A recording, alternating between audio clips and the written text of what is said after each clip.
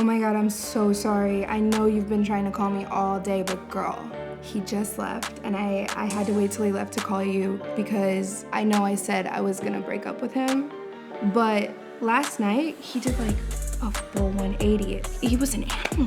Where did this come from? Because you know, I've been telling you, it's been like kind of dull, and like something changed, and I don't know what his secret is, but I'm trying to find out. Shh. His secret? Sword vitality.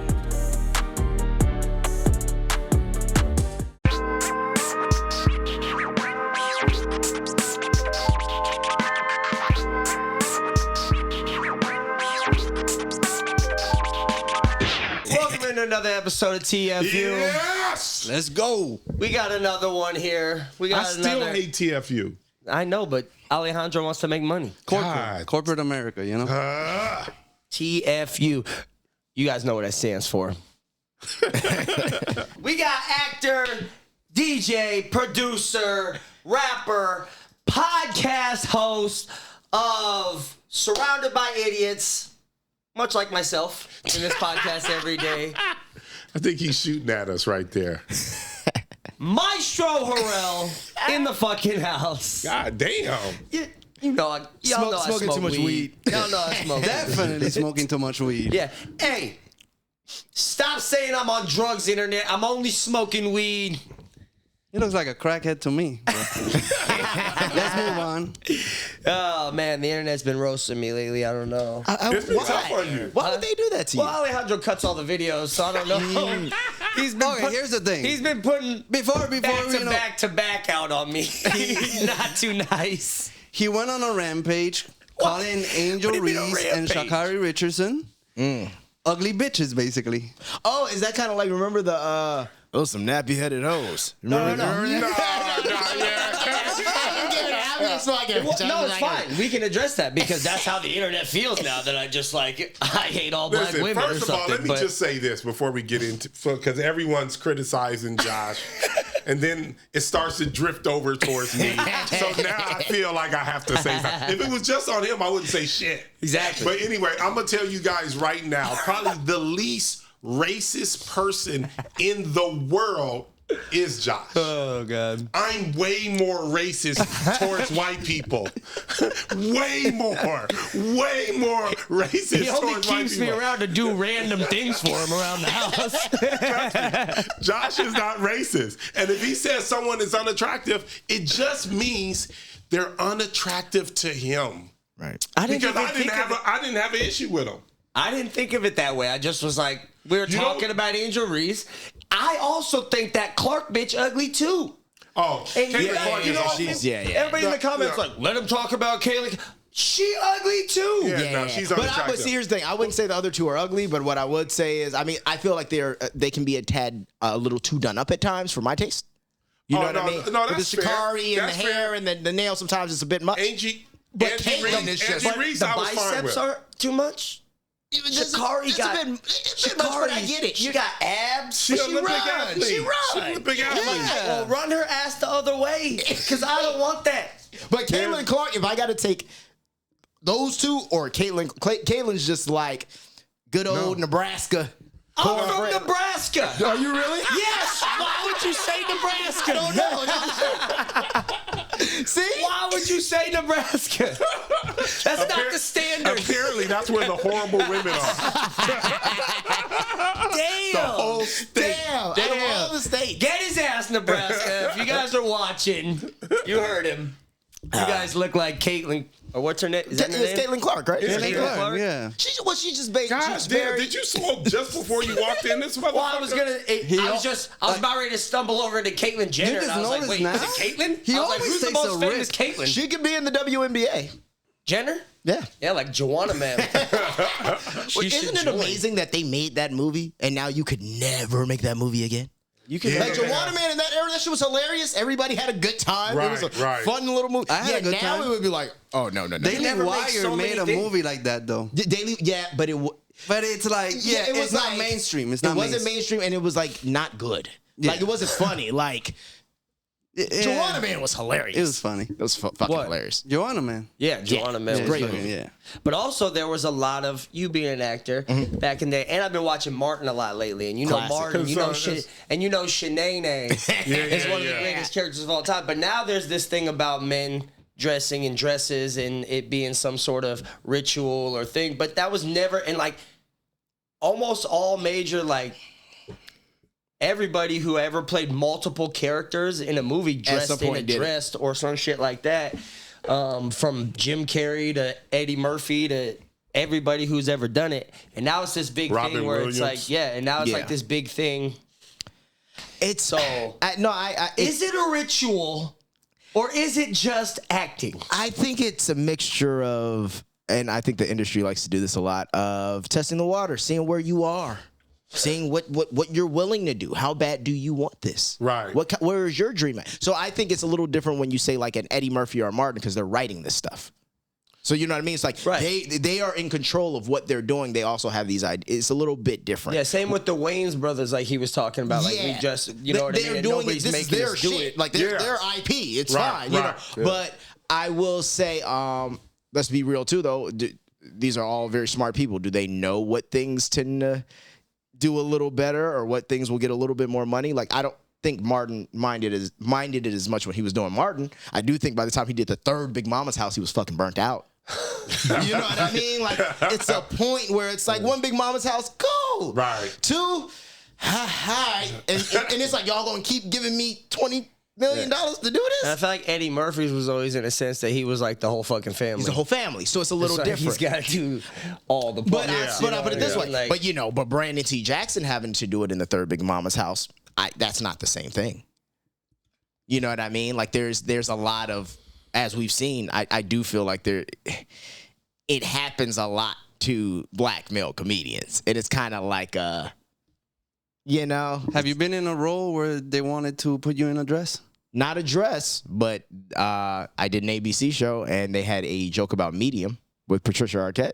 And then they made me put They it had on a joke about what? Medium. Remember the show Medium with Patricia Arquette? No. Yes. It was a show on ABC, as I said. Okay. It was a very white fan base. Okay. Patricia Arquette, Medium, was like a cult level show. Yeah, and they were like, oh, he's a big Medium fan, and he like wears like her pantsuit on some like Hillary Clinton type was she shit. like a medium, like a Yes. talking to dead Exactly. people? Oh, shit. Yes. So it's like it was like a thing they would do like in like cutaways or some shit like that. But it's a thing. It's a thing. And I also, like I said, I think it's to check your barometer. Same with even now when you get breakdowns, the breakdown will say role, looking for African American male or open ethnicity, and then it'll say presenting as male. Presenting? Yes, presenting as male. Wow. Because we can't say that we want a male. We can't say because if someone is, male to female or female to male, like we have to take them as seriously, right? So he presents as male. He is a doctor who does blah, blah, blah, and then the rest of the thing. But it's male presenting. So it's like, so what does that mean? So now you're telling me if you don't give me a good breakdown, not only do I not really know much about this project or what I'm coming here to really do, but also it could go to fucking anybody, right? Yeah. So I'm glad you mentioned that. So we recently just talked about Harvey Weinstein and like personal responsibility. Like a lot of people were, he would ask them, hey, would you come read lines at my hotel late at night? Is that common in your world to go do that? And do you usually bring your assistant, your agent, your girlfriend, your boy? Like, I'm gonna put it this way: it's one of them situations that I think that with a lot of that stuff, and mind you, people aren't gonna like my take on this probably, but like I think accountability is a big thing with any human being who is over the age of 18 years old or 20. I'll say 21, just because 18 is still very young, but like over the age of 21 years old, you kind of should have your wherewithal of what things seem sus and what things don't. Period. So if someone's asking you, no, it is not customary to go read lines, especially if you are a woman. It's definitely not customary for you to go read lines at 11 p.m. at some fucking hotel. But you know what you also know what you want to do, and you know where your dreams lie, don't you? So do they know what it is? I think they know. And you know what I mean by that. Oh yeah. Do like, know? Do the women know? Hey, I'm going to read Could lines. it just be that the better characters are later in the evening and read for later at night? Well, that's And what it's just they want the That's better where people part. are more comfortable. They're just more comfortable later at night. You know, we could take some All time. day they've been reading through the scrubs, and it's late, and now it's time for the casting of the stars. Right. You know, Listen, I think it's one of those situations where, and don't get me wrong, abuse of power is, we see it every day. We see it in our government. We see it in all facets. The point, one of my favorite jokes in that Simpsons movie is like, they're like, you've gone mad with power. He's like, you ever tried to go mad without power? It's boring. No one listens to you. And it's literally that. So I look at it, like a guy like Harvey Weinstein, yeah, he did some terrible things and he definitely abused his power. But it's the same thing I'm saying about the dress thing. The same thing people were saying, everybody's said about the puff thing. They know who to try because there are little things that you will do and they will see, oh, well, you know what? Let's just see. Let's throw it out there. Right. And let's see if you take the bait. Are you willing to show up to my hotel room at 11:30 at night to discuss a script by yourself? Oh, you are? You really want to do this. There you go. And if I know you really want to do something, I am going to use that to my advantage. Just the same way as if you're trying to hire someone and they're like, man, I'm about to lose my house. I'm about to, ooh. How about I offer you $10,000 less than I was just going to? Right. That is capitalism. That will always be the thing. So I think one of the main things is you have to have, you can want to, be in this industry. You can want to do some of these things, but I can't also ride with somebody who, 10 years ago would go up there and thank a guy who they know is doing all this, and then years later want to be like, he's a pig. No, he's been a pig, but you were benefiting from this pigotry. So now you're okay with it. And that's, to me, the problem with Hollywood and the whole zeitgeist of it, because it's people want to pick and choose what they feel is right and when they want to call out things. And a lot of these things, as we know, if you're in this I feel like industry, that's a big thing in society now. Yes. In general. You're Virtue just signaling. like, you're mad about something and then like, I'm going to switch sides or whatever, whenever it's convenient. But also, speaking of Weinstein things, one of your first jobs, you worked for one Dan Schneider, I read. Yes, I did. And we just had a friend. Leon Fierson. Yeah, from... Dion, what was he? He did. Leon. Leon. From the... Leon Thomas. From the fucking Nickelodeon. All that. Nickelodeon. Okay. Lee Boy. Okay. He was Lee Boy in fucking okay. Nickelodeon. And then, so we had him on. So we talked about that. What time of day did you read for guys like us? Guys like us. So here's the crazy part. Guys like us was one of those, it was really kind of a Kickstarter show for me. So my name in the show was Maestro Harris. I was top billed. It was with Bumper Robinson, who, legend of the 90s, and Chris Hardwick. It was basically 2.5 Men before 2.5 Men. And really fun show, really cool.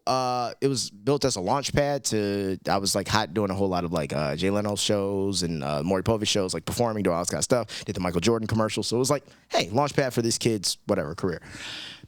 Doing the show was fine for me for the simple fact that, like, I have very no-nonsense parents. Like, my dad's from, like, Chester, Pennsylvania. That's what I'm talking about. Yeah, he don't play no games. That it's never, whenever I was on set, like, literally the way we would shoot it, because I was still living in Chicago. I was Southside Chicago going to school Monday through Thursday. Friday, fly out first class. I'd be out here to do the table read on Friday. Saturday, we'd do the walkthrough. Sunday, we'd film. And anybody who works in entertainment knows you don't film on weekends because you have to pay everybody more. Sunday, we'd film in front of a live studio audience. Sunday night, I'd be back on the plane. Monday, I'd be back in school. So just like, my parents, shout out to them being able to do all this. But one of the things was, I was never left alone with people. I've done a ton of like things throughout my career, and it was like, yeah, my mom or my dad are right there. Schneider wasn't walking around like, get these parents out of here. No, this is ridiculous. And once again, though, I think it's walking around. I'm sure there was people on, like, just like that Brian Peck guy who, like, Drake Bell had all the issues with. Like, he played 2 characters on my show. On the pilot, he was like some extra customer or whatever, and then he played a clown named Mr. Happy Pants when Maestro Gets a Gold Card episode, which was very, it's like, wow, really? This guy is accused of all this and he's Mr. Happy Pants on my show? Kind of crazy. But I repeat, I think they know who to try. They know which parents are a little too lenient. They know which parents are like, oh, well, it's cool. Well, yeah, okay, after filming, if you guys want to go do that, yeah. And no. Like, that's not how it moves. And I've had other friends who also were on all that and on a lot of these other shows. And I just did a podcast with my boy, Chris Massey. Same thing. And we had the same conversation. It's like, yeah, no, like his parents weren't on, like, we're done. We go home. Right. We're here. We're done. Okay, bye. They're not paying you to be here. Right. And a lot of the other parents just didn't have that, It's like even in the Quiet on Set, you hear it's like, oh, yeah, she couldn't pick up Drake Bell or she couldn't do certain things. Oh, like so. Yeah, but some of the parents are like, oh, it was their dream and I didn't want to shut your ass up. Yeah. Yeah. That's the worst excuse for me. Like, what are you talking about? It's also those parents who they wanted to be celebrities a lot of times. They wanted more than their kids. They They want to live that lifestyle also. I think that plays a role. The lifestyle is huge. So, like, I'll give you an example. Like, my dad's does HVAC, electrical, plumbing, all that kind of stuff in the Midwest in Chicago. My mom's a registered nurse. They had jobs. Right. So even when they put me in this stuff, it was more of like, hey, we want to set up something for Maestro so he can not just be here, so he can be busy, so he can be doing things, maybe build something so when he's older, he got something. That was their whole thought process. So coming out here, even when they were doing this stuff, like and now that I'm getting older and seeing more things, I realized like my dad didn't want to go to like the fucking country clubs with these people. He didn't want to like be in the Hollywood night. Like that he wanted none of that. He wanted to make sure his son had got paid, had a fucking job, and had something to springboard him in the future. That was it. A lot of these other parents come out here and it's like, whoa, we just got out of a trailer to Hollywood. The second they say you can move to LA, the reason we shot on weekends, my parents were like, it's only one season of a show. We're not going to move my whole the whole family out here for this show that might not even work. Right. It was on UPN. That shit doesn't even exist anymore.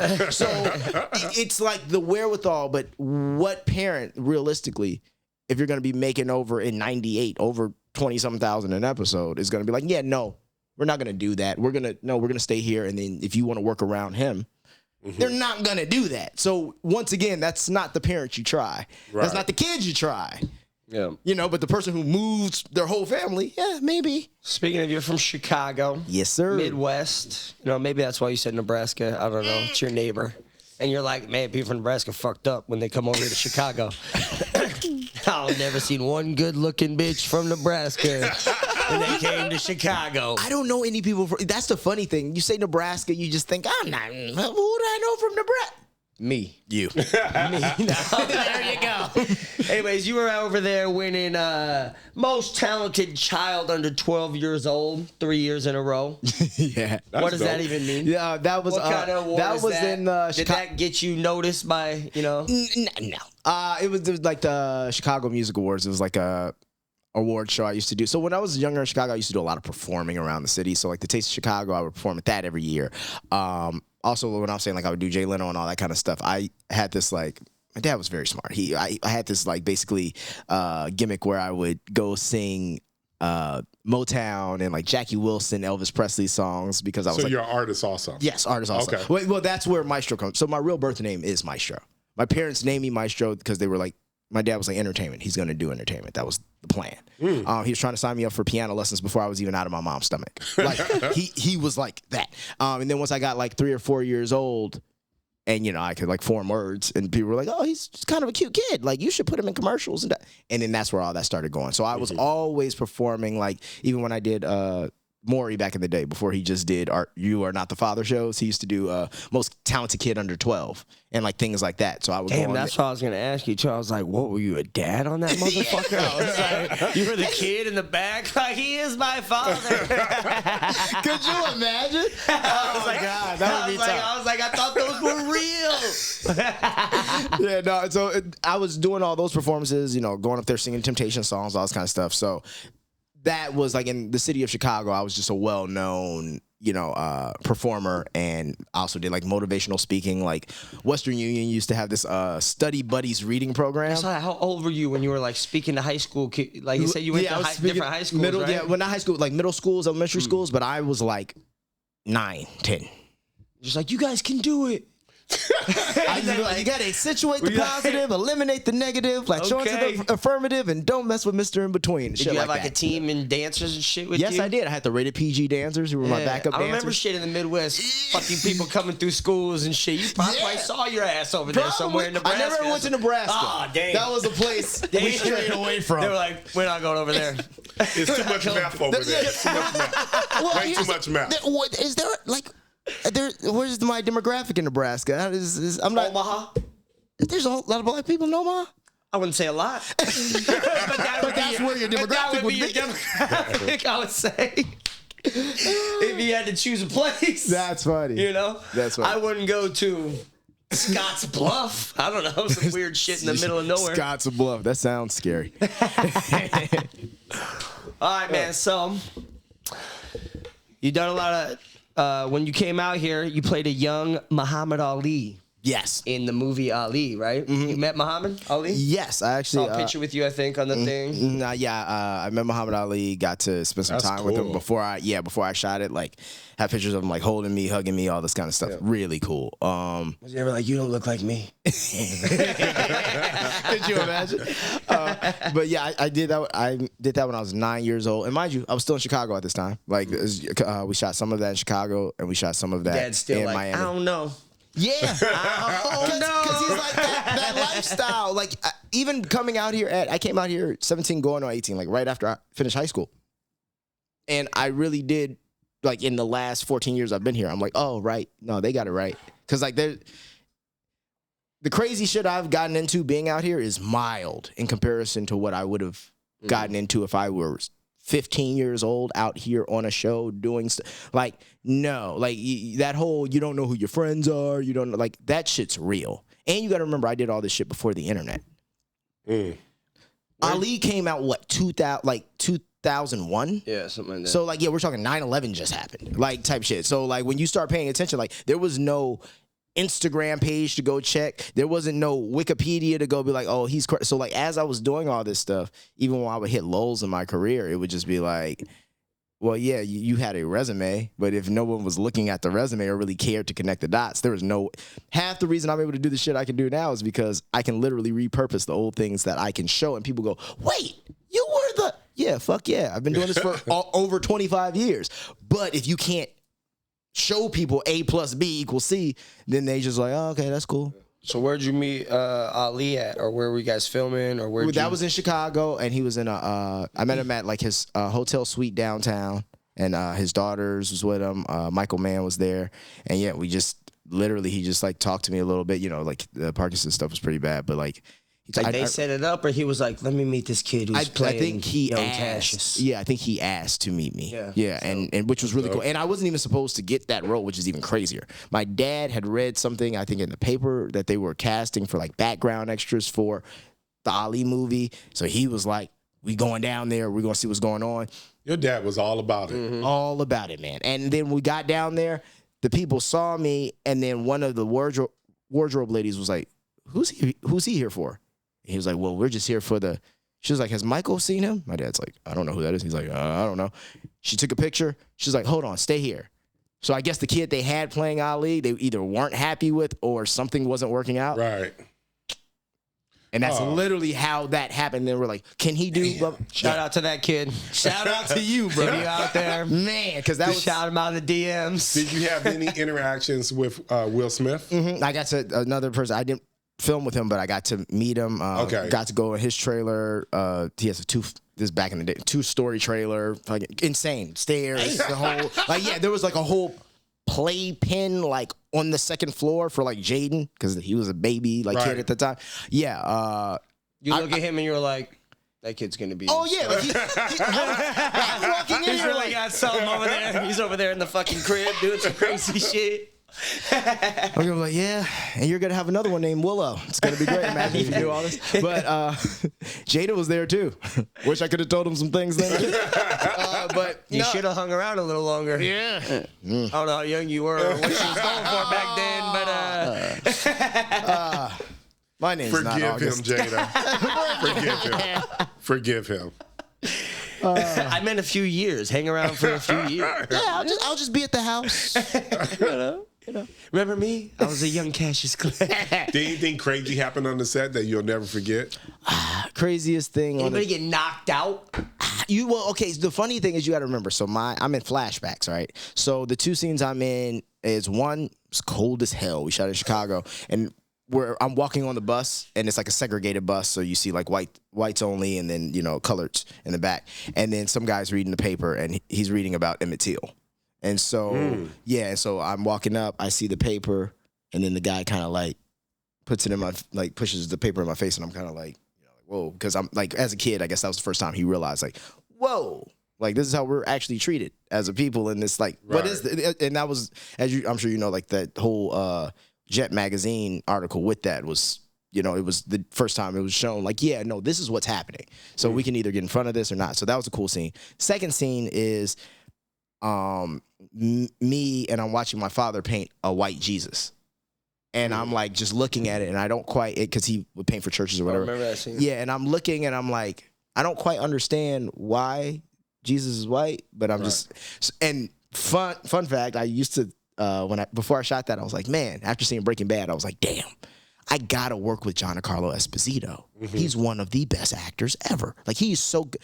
I went back and I like watched Ali one day, and I'm like, oh right, he's the father. So I did work with him. I just did. Damn,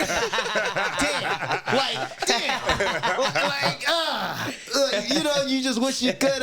But that's also the cool thing. You work with people because at that point, think of how much of a GOAT he had already been, how much work he had already done, years. And no one gave a fuck until he became Gustavo Fring. And then it's like, oh, now we got to give you shows, and we got to wait. You're so good. It's like he's been great. Have you heard his recent interview where he said that he almost hired an assassin to kill him so he can collect some insurance? Yeah, that's what he said. So, Wait, like real life? Yeah, he said he like almost before faked his Breaking own death. Bad? Or not faked it, but like he almost hired his own. Oh, right, probably for his family so they could get collect, But I believe it because that's the thing about this whole game. Like, it's frustrating because you see. It's frustrating because as a creative, you want it to be about the art, and you want to be like, man, if you're good, like cream always rises to the top. You want to believe that. But at the same time, most things are marketing and propaganda, and people only hype up things that they feel they want to hype up. And it's an industry where, you can be like Giancarlo Esposito, work all these years, and then at 50 damn near, Morgan Freeman was the same. Exactly. Or you can fucking shoot your way up like Jonathan Majors, and then they can just pull the rug. See, I think and it's like, so what do you do? It's like, it's a very. Which one would you rather? the space is so different now. Now I think you guys are even being affected by social media. 100%. Because sometimes they're hiring actors with big social media that have a bigger draw that can appear in the in the box office. Yeah, the box office, and make the movie just that much bigger. So now it's like you gotta be great. Be a great actor, and you have to have a social media presence, it seems like. Well, here's the funny thing. You say sometimes, like, no, Drewski's going to beat out every actor every time. Every time. There's no question. Like, I'm just saying, like, it's every time. Like, unless you need somebody to method act or do some shit. Like, no, they're going to go with that person because it's asses and seats. Let's be real. You guys know how numbers work. You're probably only really guaranteed 1 to 3% of retention. Right. So if I can get this in front of 9 million people, I got a good chance.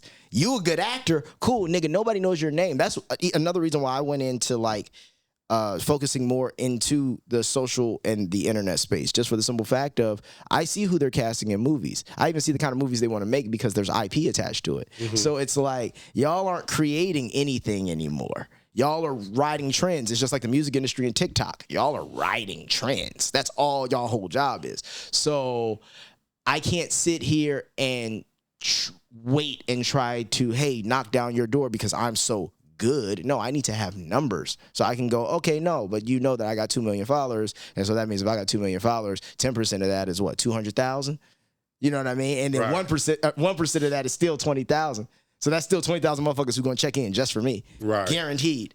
But that's why I think actors probably, you got to be a writer too. Have to. You got to write stuff for yourself. You got to create that world, that show, that movie for yourself to a point where you can put yourself in front of people. And then, then it becomes a little bit different then. Instead of waiting for someone to say yes. Well, and that's the other thing. Everybody who wants to wait, and this is the problem with a lot of actors, and I always like try to tell my actor friends this. I'm like, look, man, like you're waiting for people to put you in stuff, or you're waiting to make that project because you feel like you need this huge budget. The people that one of the main names you always hear whenever you hear an actor or somebody who wants to create something, they say, if they're black, Issa Rae.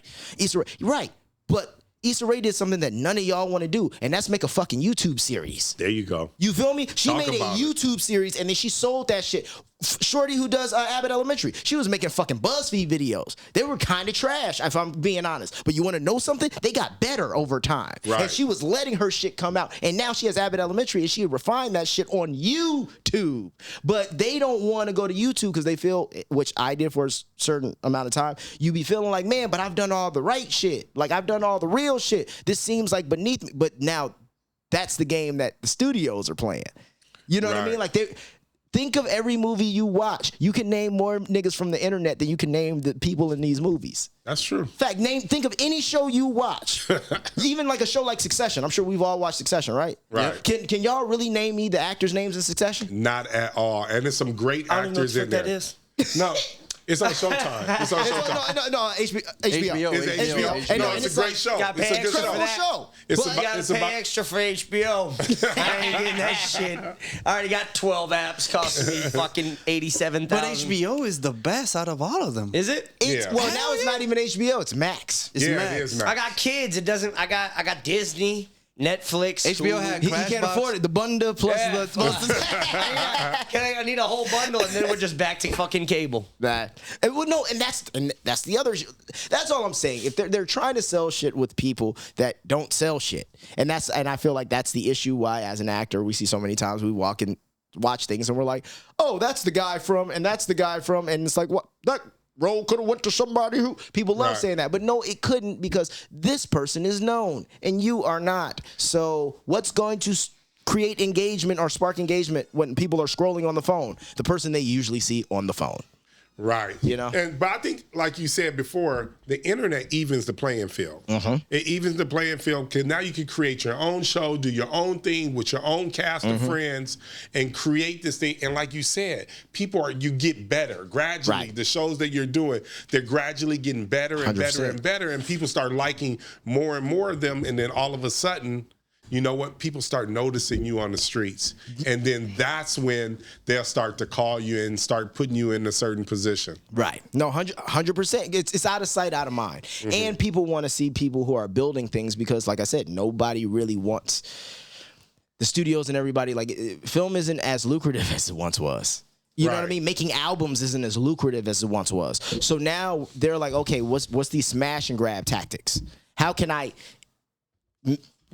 buy low, sell high? Right. You know, and that is why you see, even like, let's be real, you see a lot of movies on Netflix, or whether it's Tubi or whether it's Amazon, and a lot of these are like kind of skips, but they're just buying the content because they're like, well, we need shit on the platform. Right. So it's just I just want more, like, my biggest thing is I always want more creatives to realize, hey, you have more control than you realize you do, and this shit gets cheaper and cheaper by the day. You know what I mean? And that's it. Like, there was a time we could never do this. Like, you see what I'm saying? Like, if this was the 80s, it'd be like, yeah, we should do a late night talk show. Nigga, good luck. You know what I mean? We can't get the cameras, we can't get to this, who's gonna run audio? Who's gonna do? No, now we can do this. Now imagine where this will be in 10 years. Right.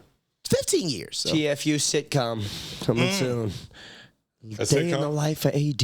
No. AD's our sitcom dad. But you know the thing what you mentioned about influencers, it doesn't always translate. Like Allison Ray, when she did her Netflix movie, they paid her a lot of money, they didn't do great numbers. Allison Ray, who's she? But see, She's like a white influencer. see, and that one other thing I will say too is they are more into. I think sometimes they make those decisions wrong too, because they go for who works in the influencer who works in Hollywood, and most of the time that's not the person who's like the most liked or the most who's going to bring the most activity. You know what I mean? It's usually, let's be real, on the internet, it's the people who. I was saying this the other day. Think how many shows on Apple TV Plus you've never seen. Yet we all saw that Cat Williams podcast.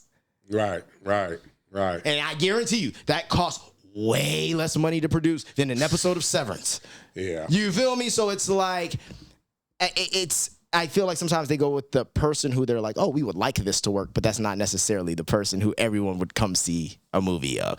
Zendaya has a new movie about the Challengers. Yeah, the Challengers with the tennis thing and the whole thing. The kissing two guys. I don't know if I want to see that. I didn't see that. I feel bad for Tom Holland. But they're actors. They're actors. But even that, I think is cool. But like realistically, I don't even know if someone of her caliber, without an IP that we already know, is about to bring a whole. I mean, it didn't do well, really. I don't think at the box office. But that's only because, once again, people love Zendaya, but it's a different kind of attachment to people you watch on the internet because you can comment to them. It's just different. Whereas like Zendaya, yeah, you put her in Dune, fuck yeah, people are coming out because I also want to see Dune. Not me, but like some people.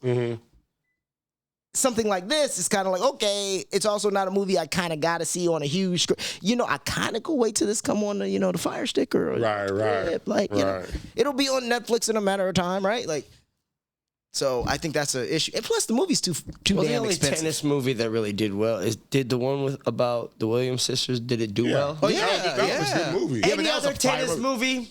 I don't think they But we always gonna come out and that's enough. Well, things might have changed, but people always, even now, they always gonna come out and see Will Smith. That's a different level of star power, different time, different. And even Will Smith was like, let me get on the internet a little bit too.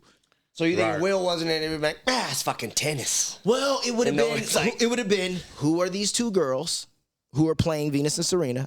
Fantastic actresses. I'm just saying though, it would have been, if you don't know. I don't know them. I don't know. He took the pressure off of them. Yes, and then they were able to crush it and do an incredible job. But it is, we come to see Will Smith. Then you got, what was the white guy who played their tennis coach? He's in a lot of stuff. He was in We Run the City. Bernthal, something Bernthal. He's in mad shit. He's in some Marvel stuff too.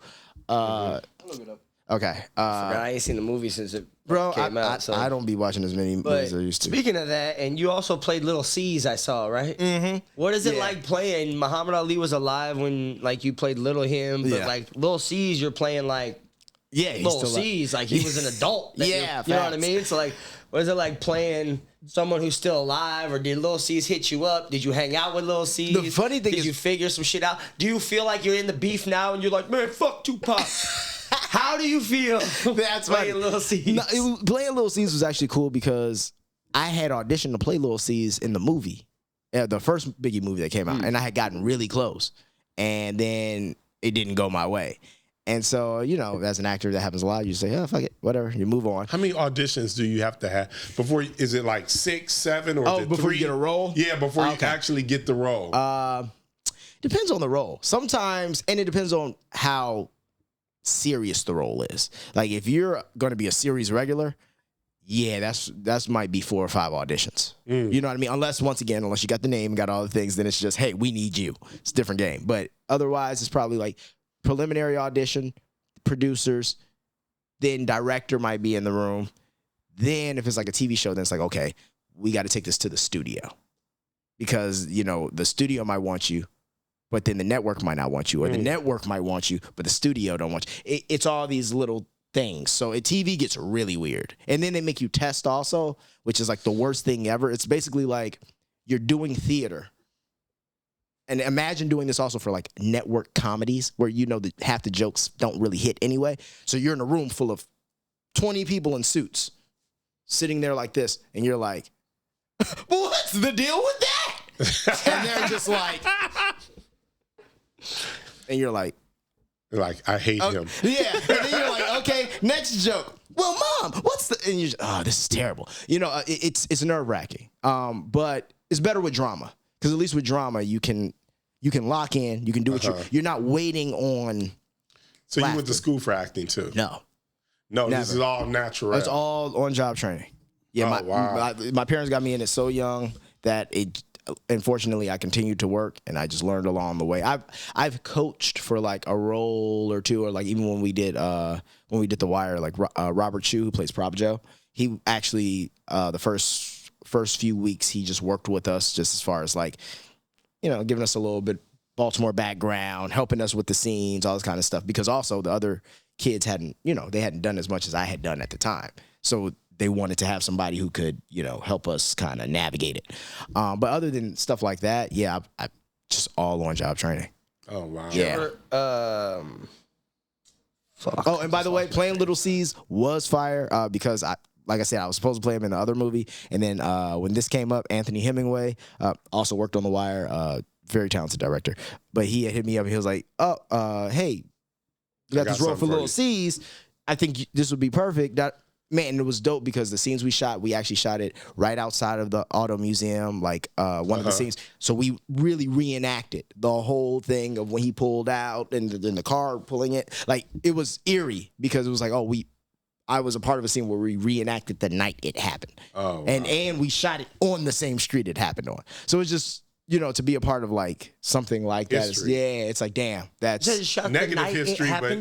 Huh? You said you shot it the night it happened? No, not the night. At night, but like on the same street where it happened, outside the Peterson Museum. And I was like, damn, y'all just really went all into the method act. Like, now, if Kendrick would have directed this, then it would have been there. Exactly. The night of, at the time. Speaking of, you in music. Okay. No, I just wanted to go back because I just remember like somebody that used to work for me. She was my assistant, and she had got the role. You know that TV show Karuchi was doing? Oh, Nails or Claws. Yeah, that one. She had actually got the role. She had quit working for me and was leaving the next day. I can't remember where she was going. And then she called me that night and was like, Karuchi got me. I got bumped by Karuchi. Yeah. She has 6 million followers. Of course. And that she was like, that was it. It was just... Her whole life just went to shambles. Yeah. I think now, like, she's doing newscasting in Boston, but it was just over. And the Chris Brown connection, it's just like we were saying about the internet. It's leveled the playing field in a space where, like, let's be real, you could be very well known or famous for something that's very like skill based. You did something that was impossible to do, very hard to do, and then there could be somebody who just looked good, who gonna have just more followers than you, more engagement, and then it just comes down to like, okay, well, which way are we gonna go? And I don't think. You got to give the audience what they want, and sadly enough, I don't think the audience cares enough, and that's the thing. Like, music and movies have become, I feel like, so ingrained in our society, and there was a time you had to go buy the CD, you had to go put it in, you cared about what you were picking. Same with movies. No, we going to Blockbuster tonight. We got these 2 choices or these 3 choices. They sold out of 6 cents. Damn. All right, we'll get that next week. And you cared about what you were going to see. Now this shit is so disposable. You don't pay to watch movies. You don't pay to listen to music. Yeah, you pay a subscription, but you don't really pay to listen to music. So all them people are valued the same to you under that damn $13.99 or $14.99. Stevie Wonder matters just as much as your cousin who just dropped a mixtape. So why am I supposed to, why am I supposed to pay top dollar for these things? Like I was saying before, movies are $40 if you want to go with 2 people. What? $40? And then I got to buy overpriced snacks? It's not my fault y'all only get, 5%? It's more than that. When I go to the theaters now, I got my kids. You got kids too. I just go to Costco. Get that 4-pack. Costco's like $80 and then you get 2 $25 gift cards or like a $25 gift card. Great deal. Everyone should honestly go. Costco, give us a banner. I'll fucking send everybody to Personally, AMC. I'm a AMC A-lister. You pay $24 a month, you get 3 movies a week. Right. And then you collect points. Who's going to go see 3 movies a week? He said me. If you watch 2 movies a month, it's already paying it's itself. Worth it, really. Right. I mean, I think this was their way of being like, shit, we need a subscription service. I get it. I mean, you have to upkeep all those buildings. You have to upkeep all these. But it's just, how many are you going to see? How many movies are you going to see? I mean, movies you see last month. Yeah, see, that's the thing. They're making money. Yeah. People aren't really attending. He just realized he's like, fuck, I gotta cancel this shit. Yeah. I saw a meme that was like, what if Netflix opens a theater only for subscribers? Some dude was like, it's theaters. It's already fucking exists. It's a fucking theater. Oh, like you said. Everything goes away and then comes back as like a new, like, if Netflix opens theaters, like what? They're about to hit us with that, like you were just saying. We're about to start buying cable again, bro. Just watch. Watch. It's going to be like maybe they'll consolidate. They'll buy up all the companies. Don't forget, Disney owns Tubi now, people. Disney? Do they? Yes. Well, Fox bought it. And who owns Fox? Hulu's also through Disney. Yes. Disney owns Tubi, Disney has Hulu connected to it ESPN, now. Hulu, Disney Plus. Like if you got Disney, you got Hulu. Yes. Not the other way around though. Yeah. When did that start? Recently. That's a recent thing. Actually, it hasn't. And you know what? I'm so stupid. I just keep paying for Hulu because I'm not really sure if I shut it off if I still have it. Because I'm just too lazy to look into that's it. how Well, they you put. automatically, if you have Hulu, you automatically get Disney. Nope. Other way. Oh, got if you have Disney, you Disney, get you Hulu, automatically you get get Hulu. But they see in the beginning they were some finessing. cheap Disney would never play themselves like that. Also, you know what else they do, right? they it's like they have a great system where they license. So like when a movie doesn't do as well as they wanted to do in theaters, like something like Little Mermaid or anything like that, what they'll do is they'll take that movie and then they license it to a different company, which is Disney Plus. So then they can pay themselves hundreds of millions of dollars over asking price for property they already own. Right, make it work. Yeah, Make it make sense. There used to be things called monopolies that we stopped in this country. But Yeah. apparently not. No. Nah. I mean, look at Apple. Look at Google. In the movie industry, I don't know if they changed the law or whatever, but when I was taking history classes and took film history, there was supposed to be laws in order where you cannot own a theater, a distribution company, and like the company that makes the films, because then you can monopolize who sees what and who gets to pay for what and goes where and blah, blah, blah. And I feel like people forgot about that. Yeah, well, that's why they don't let a lot of these cable companies and stuff buy each other. Like, for example, if you notice in certain Now, places, this is you just get... allegedly, just so no one comes and tries to kill me for spilling these beans about the movie industry. No, it's true. Allegedly, there's supposed to be laws. Like I said, it could be changed. No, but I feel like they get around it because, like, even like Time Warner, Spectrum, all these different things. Like, I was reading something. Some of them can't even encroach on certain territories because it's like, well, this is you versus market. And so then over here, this is Comcast's market. And so Comcast might try to buy Uverse, but then they're like, but then you'll have a monopoly over the whole market. So that's why it's, you know, when you move and you're like, who's my internet provider? And there's always only like one good one and then like some bullshit that might work sometimes. And when you get the every year they increase it $15. Oh, yeah. So you have to call and be like, I'm leaving. I'm leaving. You're not really leaving, but I'm leaving. I'm leaving. Yo, they started getting crazy with me. They was just like, all right. Shut my shit off. Started shutting my shit off. They started getting hyped to it. They was like, all right, well, when do you want us to shut off your cable, sir? Let us know. I was like, what the fuck? Well, sir, we don't see any more providers in your area, so That shit is hilarious. Good luck. maybe you could look into Starlink. It says here you already switched over to us one time, so obviously exactly. you're out of places to go. That's And in the Midwest, it's always some weird ass company too that's never like like at the shit out here. Like it's there once in a while, but now it's Xfinity. yeah, it's like always some weird shit in the Midwest. And I'm like, what do you mean? I don't even know what that is. Yeah, my parents got some. Well, I'm from a town of 395 people for one. So, Oh, whoa. But that's almost like the satellite internet type shit, right? Like once you get into like places that are that remote sometimes, Yeah, like I mean- they'll have like, that's what they say, like that Starlink shit that people, Elon remember has. those It's like big good ass? for... Remember those big ass satellites people had in their front yards? yeah. Everybody in the Midwest had them big Everybody. motherfuckers. Felt like you could just sleep out on that thing. That thing was big as hell. You knew, but that was like in my town. You was like, oh, they got a little bit of money. Yeah. They got a little bit of money. they had that These fat motherfuckers got the TV that was big this big. motherfucker. And then they were always the first ones to switch over to them little dogs up on the fucking when they switched them over. It's like, oh, he got the new satellite. Remember That people were shit's looking cracking the sleek. cards? Huh? Remember people were cracking the cards? Like you could like, it was, I think O.J. Simpson, rest in peace. I think he actually got. He was innocent too. Yeah, before he actually got, I think, arrested one time for doing this. They had a thing where the cards that went in those Dish Network or those boxes that activated service, people were selling them. Mm-hmm. So you could like get the box and the card and then have a legal satellite TV. Yeah. And it was like a hustle for a while. Everybody in my town was just like a handyman. So they would just go in the back and fucking hook up their own shit on the wire and get cable until like the fucking come cable knock it company down. figured it out and took that shit off. And then We did that for years until I did The Wire. That was when we actually bought HBO. We did that for years. We were like, I was what? like, why does our fucking cable keep going out all the time? My dad used to be like, when they would come, when the people would be driving down the hall, he'd be like, turn the TV off, turn the TV off. Now that I'm older, I'm like, it probably doesn't work that way. He's like, turn it off. Shit, motherfuckers outside. It never knows activated. That shit is so They funny. see the wire, Dad. Yeah, They see like the wire.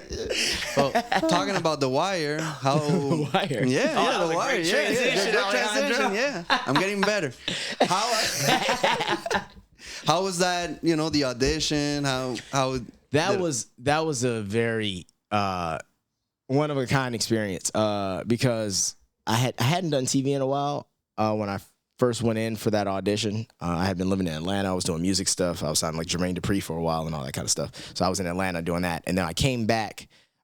And one of the first auditions I went into was for The Wire. And now prior to like going to Atlanta and stuff, I didn't have like the braids and I didn't have like all the I didn't look like I belonged in that world as much. Cause like I said, I was doing the I was like the kid. Yeah, but like the clean, very clean version of what I was selling. So then when I came back to Chicago, one of the first things, I got an audition from Ted and Pascal. And the first character they had me read for was Michael. Oh, Michael. Yeah. And I read for that. And I guess they sent the tape in, and they were like, we want him to read again. And then they gave me the sides for Randy. And I went in, I read for Randy. And after that, I literally went out of town. I was performing at the opening of a Disney World in Hong Kong. So, it was pretty cool. So I went out there to do that. But they were like, hey, we want him to like test and do whatever. So all the other kids test on this one day, but I wasn't there. And so then they had me come back to test in Baltimore on my own. And yeah, it was a much more relaxed than your usual testing process, just because also let's be real, The Wire had one of the lowest budgets probably on HBO. So it was like one of the best shows, though. Bro, I know. And I feel like maybe the low budget helped because they shot on location and everything looks so real. It was real. It was gritty. It was what it was supposed to be. But even things like that, like, I did my test at the production office. The production office was like kind of in the middle of fucking nowhere in Baltimore. And it was this tiny little office. Like even when we had school and shit, we had to do school at the production office. So our parents are just fucking sitting in the kitchen of a production office for hours. And they're like, this makes no sense. You know what I mean? Because once again, I'm sure, the Stranger Things kids had other things and stuff. Right. But like they didn't care. Even with my deal for The Wire, it was, once they knew they wanted me and stuff, my dad went through hell trying to get that deal done because we hired the attorney we used for my first TV show and everything else. And so, the deal they were offering, he was like, this is a joke. Like, it's an HBO show. It's been on for 3 seasons. It's a rather successful show for its, Right. And you're saying that you're going to pay all these kids the same. He's had a television show 15 years ago and still has been working ever since. Like, he's worth more than, it shouldn't be favored nations. They were like, okay, well, call my dad. Your attorney's ruining this, so we're going to move on if you don't get somebody else or take over from here. And so it was like, what you going to do? Damn, so they was willing to drop you? Hell yeah. Because once again, what value am I? It's back to, and this is why having metrics in today's times can help you, because it's like, we don't really care. And the kind of show it was, like even like 50 Cent had asked to be on The Wire at one point and they told him no because he was too famous. So it's one of those things, like they kind of want who they want, but it's not like we can't get this done with somebody else. Did you know about the show as you were auditioning? I had heard about it once or twice, but I never had actually seen it. But I also think that worked to my advantage, just for the simple fact of, each season kind of tackles a new space. Yeah. And when they, go into the kids storyline, like we all came into it. Most of us hadn't seen it, or I don't think any of us had really seen it. So it was cool because we went into it just like a bunch of kids. Like I was 14, Julito was 15 going on 16. The one who played Dookie, Jermaine, he was 12 going on 13, and then Tristan, he was Mac Wallace, he was 16 going on 17. So we were all like a year apart. We're just kids. Like even that first episode where we like throw the piss balloons and all that kind of stuff, that was really like within our first month of hanging out together, being together, starting to befriend one another. So it was really as innocent as it looks. And as the show went on, they would play tricks like, in the beginning, we always had school together. We always had all these things together. Mm-hmm. As the show went on and our storyline started to change, they did little things like, my school time might be by myself. Max school time would be by himself. We just weren't around each other. We weren't on set the same days. We weren't, but it also helped create that, like, we were kind of distancing. Right. Yeah, and they did a lot of genius things like that when I look back, I'm like, oh, damn. Like, there was a lot of things done intentionally. Right. You know? So back to the contract thing and you guys getting paid all the same. In that sense, like social media and the whole thing where you can show numbers now is kind of a benefit in Big that time. sense, right? Because now they can... Because back at The Wire is like an OG show before it was even cool to have fucking series. Right. Or whatever, you know what I mean? Where series are coming out all the time. It's got to be also like top 5... Top 10 all time. It's on my top 5 fucking show. It's Sopranos and The like Wire all for me. time show, like Sopranos, The Wire, like on that type And of level. Breaking Bad, and I don't know. Yeah, no, what no, else. that's So they literally how I feel. Yeah, it's So it's they those had three. a lot more leverage, right? To be like, well, all right, fuck you. But at the time, it at the wasn't sense, seen like it that. wasn't Yeah, but even at the time, about it wasn't that. seen like at that. the time, like, Exactly, that's what I'm saying. It's like it's one of those shows that grew, like after the fact. No, not just The Wire though, but like you couldn't have. Like, no one would know that they were saying that to you. Now you could go on like, hey, these motherfuckers are saying, fuck me, and I got this. You know what I mean? Like, so it's more I don't know if exposed that's now. going to help you, though. But that's not gonna help. You gonna get that video off, and that's it. No, I'm not saying to do that, but to negotiate your contract to get more money than the rest of those kids because you have a bigger platform, obviously. But here's the issue, though. Can't Too, get it. if you flip it, it could have been one of them situations too, where it ended up being. If we did have the internet, they might have been like, "Fuck this kid. We got this kid who has 10 million followers." Yeah. And then But that's what I'm saying. There's like good. but But it's there's getting also bad. like a bad side to it. Yeah. But also, don't you think that this is the same thing with like The Rock? But now we have like The Rock is like the highest paid actor. But he was fucking trash. But that's my point. But he was just known. Like he was coming from WWE. But that's my point. If your biggest movie star is one of our But he's biggest gotten movie better, stars is no? The Rock. Yeah, well, I He's like gotten The better. Rock because he has grown. But I just said one of our biggest movie stars was Will Smith. Will Smith's the first rapper to win a fucking Grammy. He's a rapper. This is how this has always worked and will continue to work since they've allowed it to start happening. Shit, Tupac was damn good too. He's a rapper. Like who has one of the biggest shows in the black community or all on Star? 50 Cent, he's a rapper. Like, and I'm just saying, like, so it's gonna be that celebrity and that 50 doing his own shit though. No, he is. But I'm just saying, still though, it still comes from you need that relevancy to parlay it into something else because honestly, the person who has that is always going to beat you out. The Rock, prime example, WWF made sure that at the time, WWF made sure that they built movies like Walking Tall and all these kind of things so he could get his looks. Once he got his looks, he became a movie star. Sure, he got better, but we're still talking about one of our biggest movie stars is a John wrestler. Cena now, same thing. They ran the same play with him. He's funny. And now, he's though. damn good. John Cena's funny as I hell. really liked it. Like, but still saying, where does the regular act like? How many Denzel Washingtons are being made nowadays? This is not like that. You got to come from something else. LL Cool J, that nigga on Equalizer. He's a rapper. Queen Latifah. Oh no, that's Equalizer. He's on NCIS. She on Equalizer. Rapper. Like, and I'm just saying, like, and that was rapper. I felt like was before you had influencers. Now you're starting to see on shows like Grownish and stuff. You'll see, oh yeah, Lil Yachty's on there, Drewski's on there. Some of the artists from that band The Internet are on there. Like, it's just influencer shows because that's what's going to keep the kids engaged. So for The Wire, are you a Marlo Stanfield or Avon Barksdale guy? Avon. I'm an Avon guy, and he's from Avon? Chicago. Yeah. Wood Hair's from Chicago, so I got. But no, Avon all gangster. day. Avon all day. Marlo. I obviously Jamie Hector's a great actor. I love his storyline and stuff, but now I like the way Avon handled himself more. Like it is like he really believed the code. Yeah. Marlo was fuck the code. He was like, Marlo was more like fuck. He was a psychopath. It's that new, but I also feel like that they were showing you, and we always are going to see this. That next generation is always a little bit Evolution. more. Yeah, like even shit. That's why we don't have a mafia anymore. Like people moved a different way. So fucking disappointing.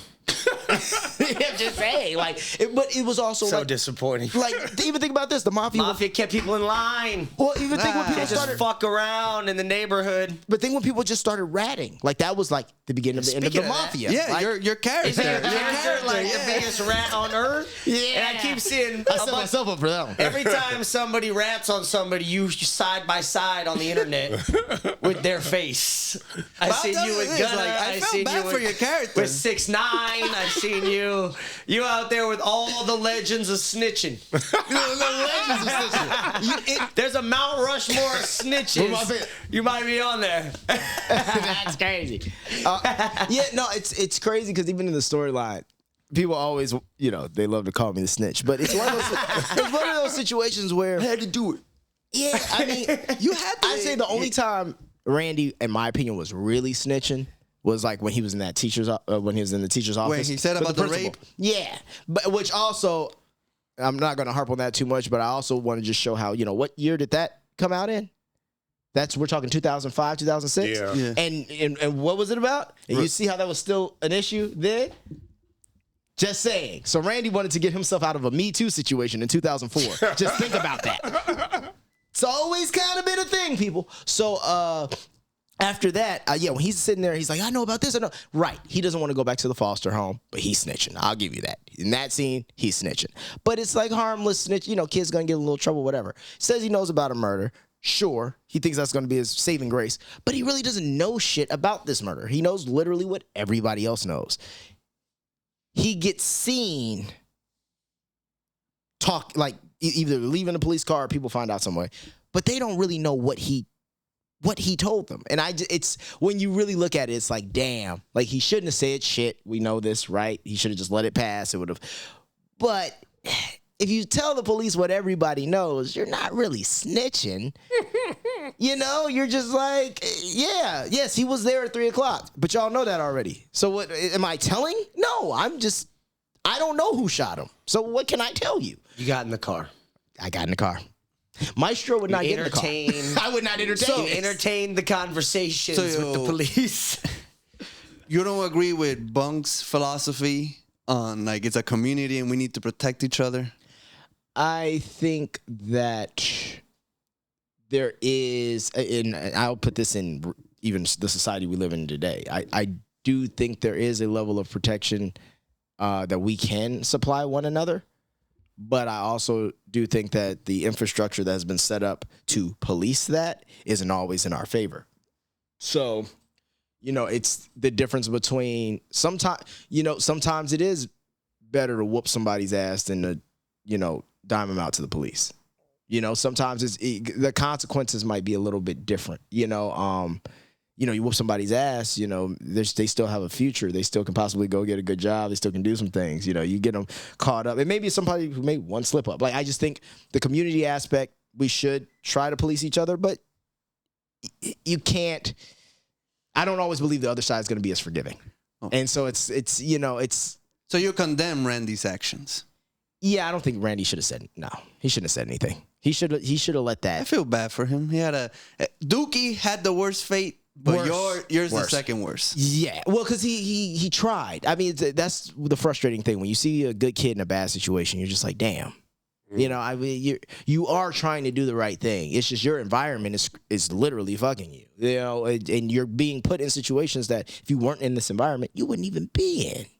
And that's a real storyline. That was one of the things they also said, like all of our characters in season 4 were based off of kids that either David Simon or Ed Burns had actually come in contact with. So there was a Dookie, there was a Randy, there was maybe they had different names, but like Press Belusky, I think is even Ed Burns' storyline. Michael B. Jordan, I know he played in The Wire. Was that season 3? That was season 1. Wallace. It was 1? Yeah. God. Yeah. It's crazy. Okay. But that's another person, and this was what I was showing you. You can take that back to Giancarlo Esposito. Oh, he's on one of the greatest shows of all time. No one gave a fuck until Fruitvale Station. Right. So, right. Friday Night Lights, cool. He did that for a couple of years. Did anybody really give a fuck? No. Fruitvale Station happens. Now this is what everybody wants to jock. Then he found a great team. He works with what's the director's Black name? Panther Yeah, guy, what's the director's name? Ryan Coogler. They work together. They make fantastic stuff together. He's able to build and do. But It wasn't like nobody after being on that show. We're talking Michael B. Jordan has had the nigga was in Hardball.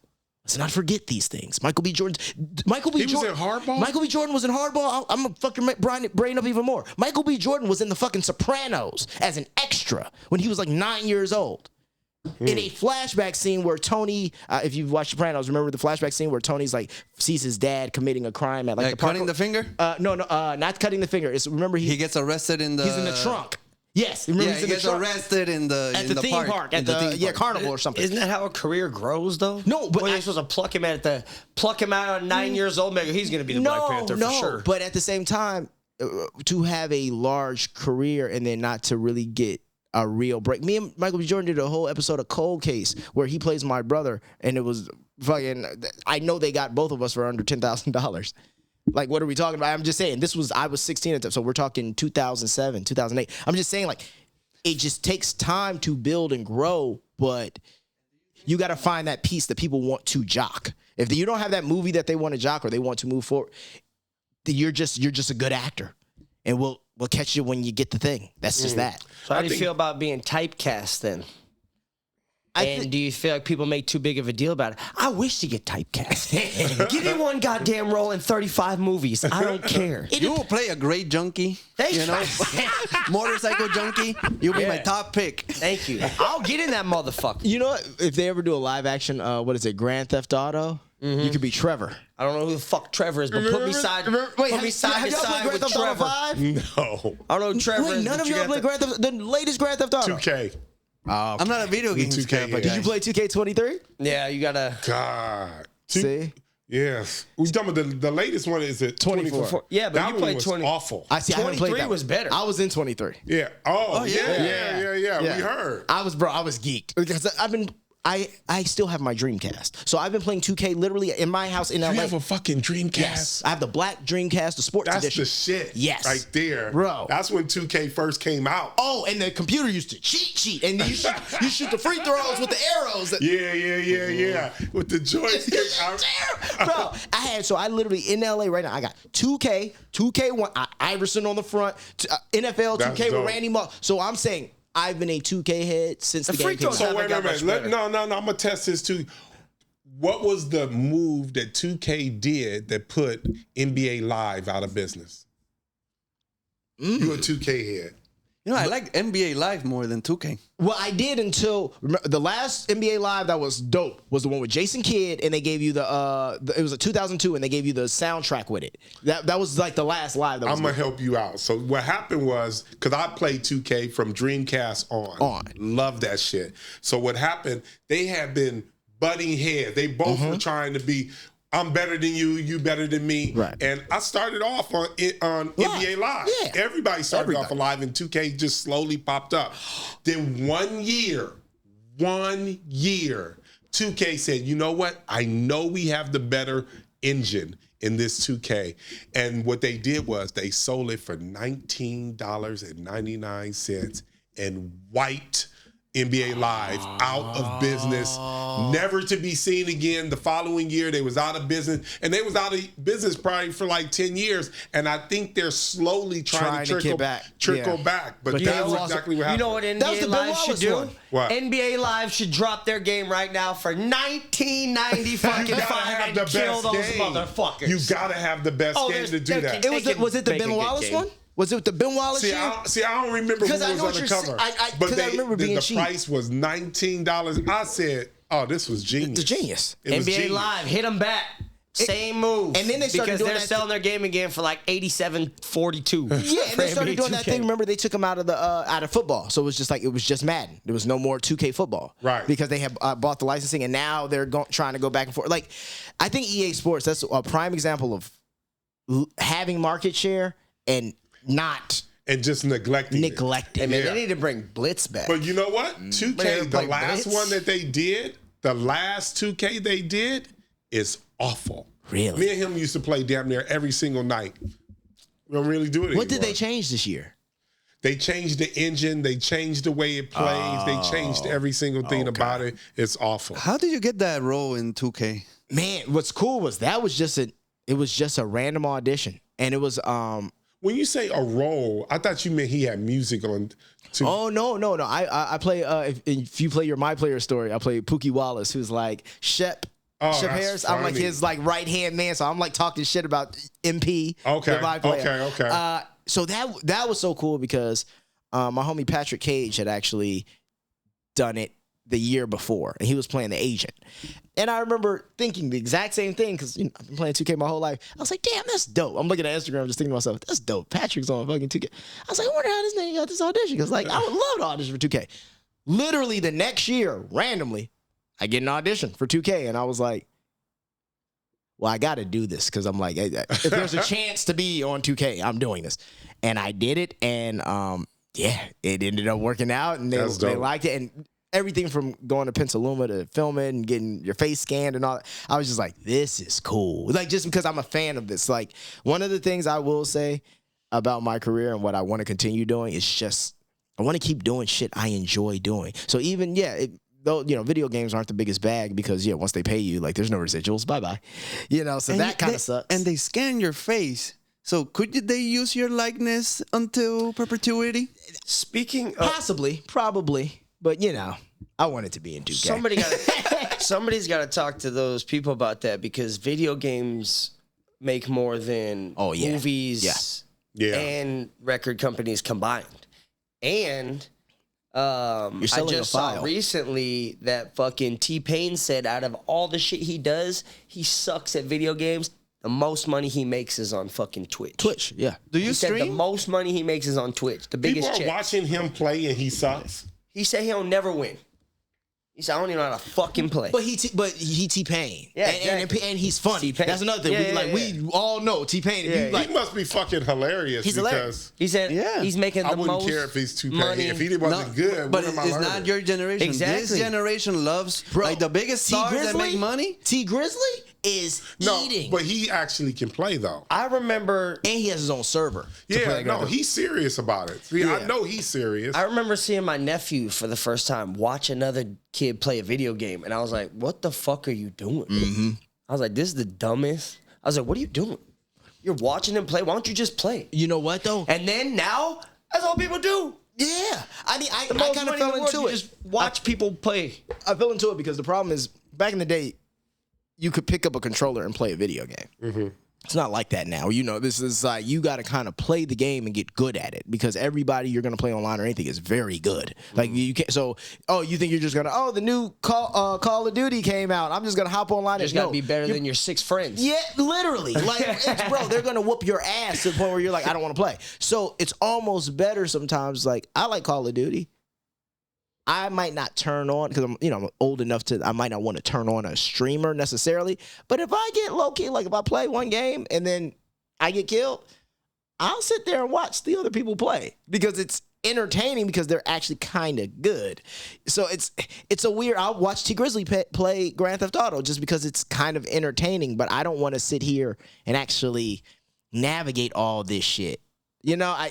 And have you thought about becoming a streamer yourself? I want to stream. I'm thinking about maybe live streaming my podcast or doing things like that. I for a while I was live streaming just like making music, and just like doing like live looping and all that kind of stuff. But it's, I kind of I can enjoy doing something, but if I don't see an angle in it, I'm like, okay. Well, what will people want to see me do here? And playing video games, I'm not a video game guy. Just like I'm not a superhero movie type guy.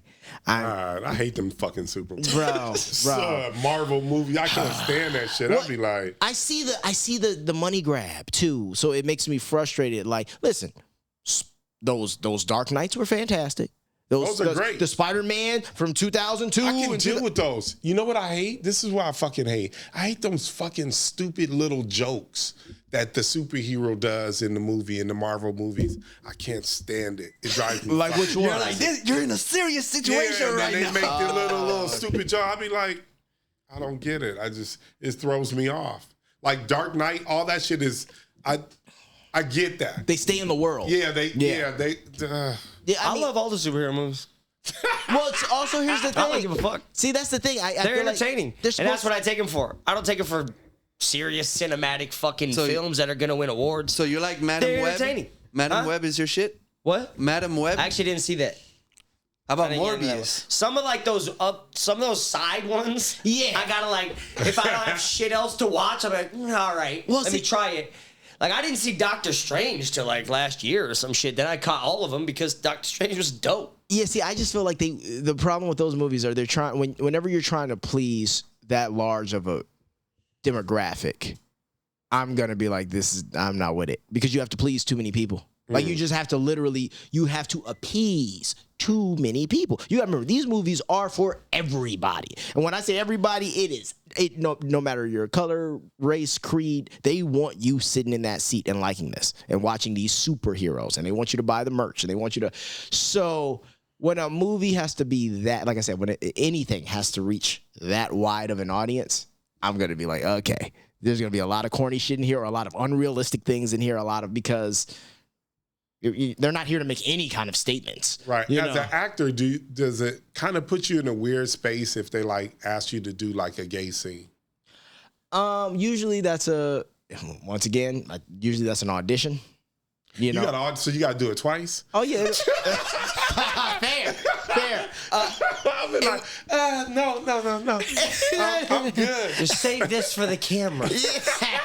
Just imagine this happening. It'll be male presenting, that's what it would be. And then you would read it and you go, okay. And then do you want to go read for that? Because then my thought process is, you don't want to waste anyone's time. So if you're going to go read for it, let's just say they do pick you. Are you willing to do this? And then the person, that goes back to the whole PC of just how this industry works and people who really want to make it and they're like, whatever it takes. Because my thought process is, and I'm going to give both scenarios. Say I'm like, no, not something I'm interested in doing, right? I'm not going to that. I'm not putting it on tape. I'm not doing any of that. I'm going to leave that there. It's not something I'm not interested in doing.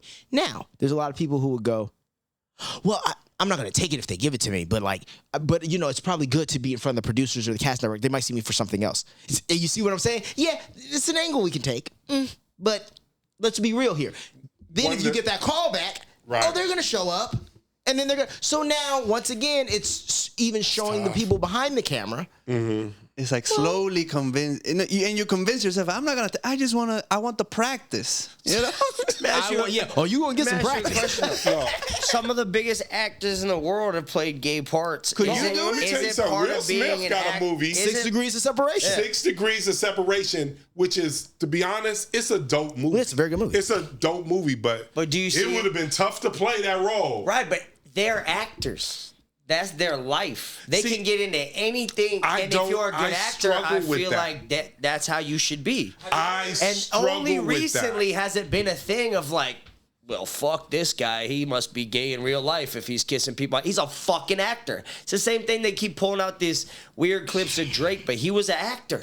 Like, it's not real Drake out there, like with some dude grabbing his butt. I don't know if you guys saw that weird thing. I just saw that. He's like acting in a scene. So now are we saying like, if you do a gay scene, you probably gay in real life? Is that what we're saying? I'm saying they need a stunt double. Is that what you saying? To go grab that ass for me. AD ain't grabbing that ass. It's not AD's hand. Switches to like a white hand. Have you dated an actress? No. Hold on now. No, because I want to wonder. It's like you have a girlfriend who's an actress, and then the Zendaya scene, and then she has to do that scene. Right. I mean, personally, I've never dated an actress, but the reason I haven't dated an actress is because I don't think two people who work in drama should be around each other because it's probably not really conducive to like the energy of the home or to have And Are you practicing? Yeah. Are you in a role right now? Stop. And also don't forget, like, anyone who can do that, like there's a kookiness that comes with acting and all that kind of stuff. And there's also obviously a whole lot of insecurity and things like that would just obviously come with it. You get told no all the time. As a male, speaking for myself, I know that I don't let a lot of that emotionally get to me. And if it does get to me, it gets to me in more like drive and frustration, like, fuck this. All right, so how do I make this happen without this? That's how most female actors I've met, that's not usually their angle. It gets more into their emotions and into and I can only imagine if you're the man who has to, hey, no, it's cool. Like, deal with it can be too much. And then I've had friends also who dated actresses who, maybe they weren't that great. Like, you didn't get the role because you stink. Yeah, but you can't tell her that. And then you have to go, well, hey, like maybe you should try some. Now you always want to tell me what to do, and you want to, and then it turns into that. And so then it's just like, so I can't really help you, but I can't. I usually like to date women who aren't in my field. I like to date women who are,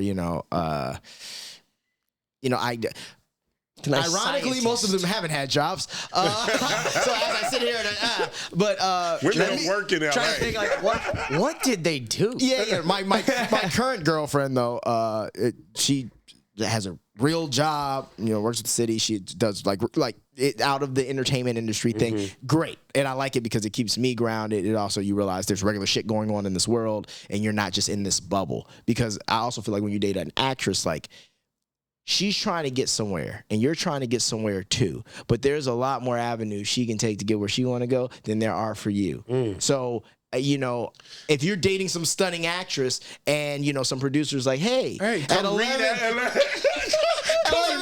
11:30, and they asking you, Maestro, she doesn't ask you to come with her. You be like, what the fuck is? Oh no, you know how that's gonna go. She doesn't tell you anything. She's like, oh, well, I got to go do a reading with some of my friends for this role. That's what she's going to tell you. Oh, yeah, and then later you're going to be like, oh, what happened? And then she'll have the reading go. You got the role in Marvel.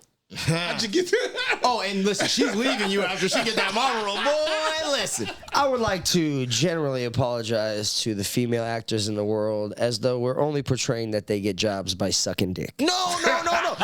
You can be great, too. Taking enough of a beating out here. Some of them have real skill and can read at whatever time of day they choose. No, listen. Okay? The time of day thing, though, I always say this because it's also the situation, like, I think there are, even when I was, on the dating scene and I would talk to certain girls, and like, one of my biggest things I've always been about, and it's not the, pull up so I can try to crack, or no.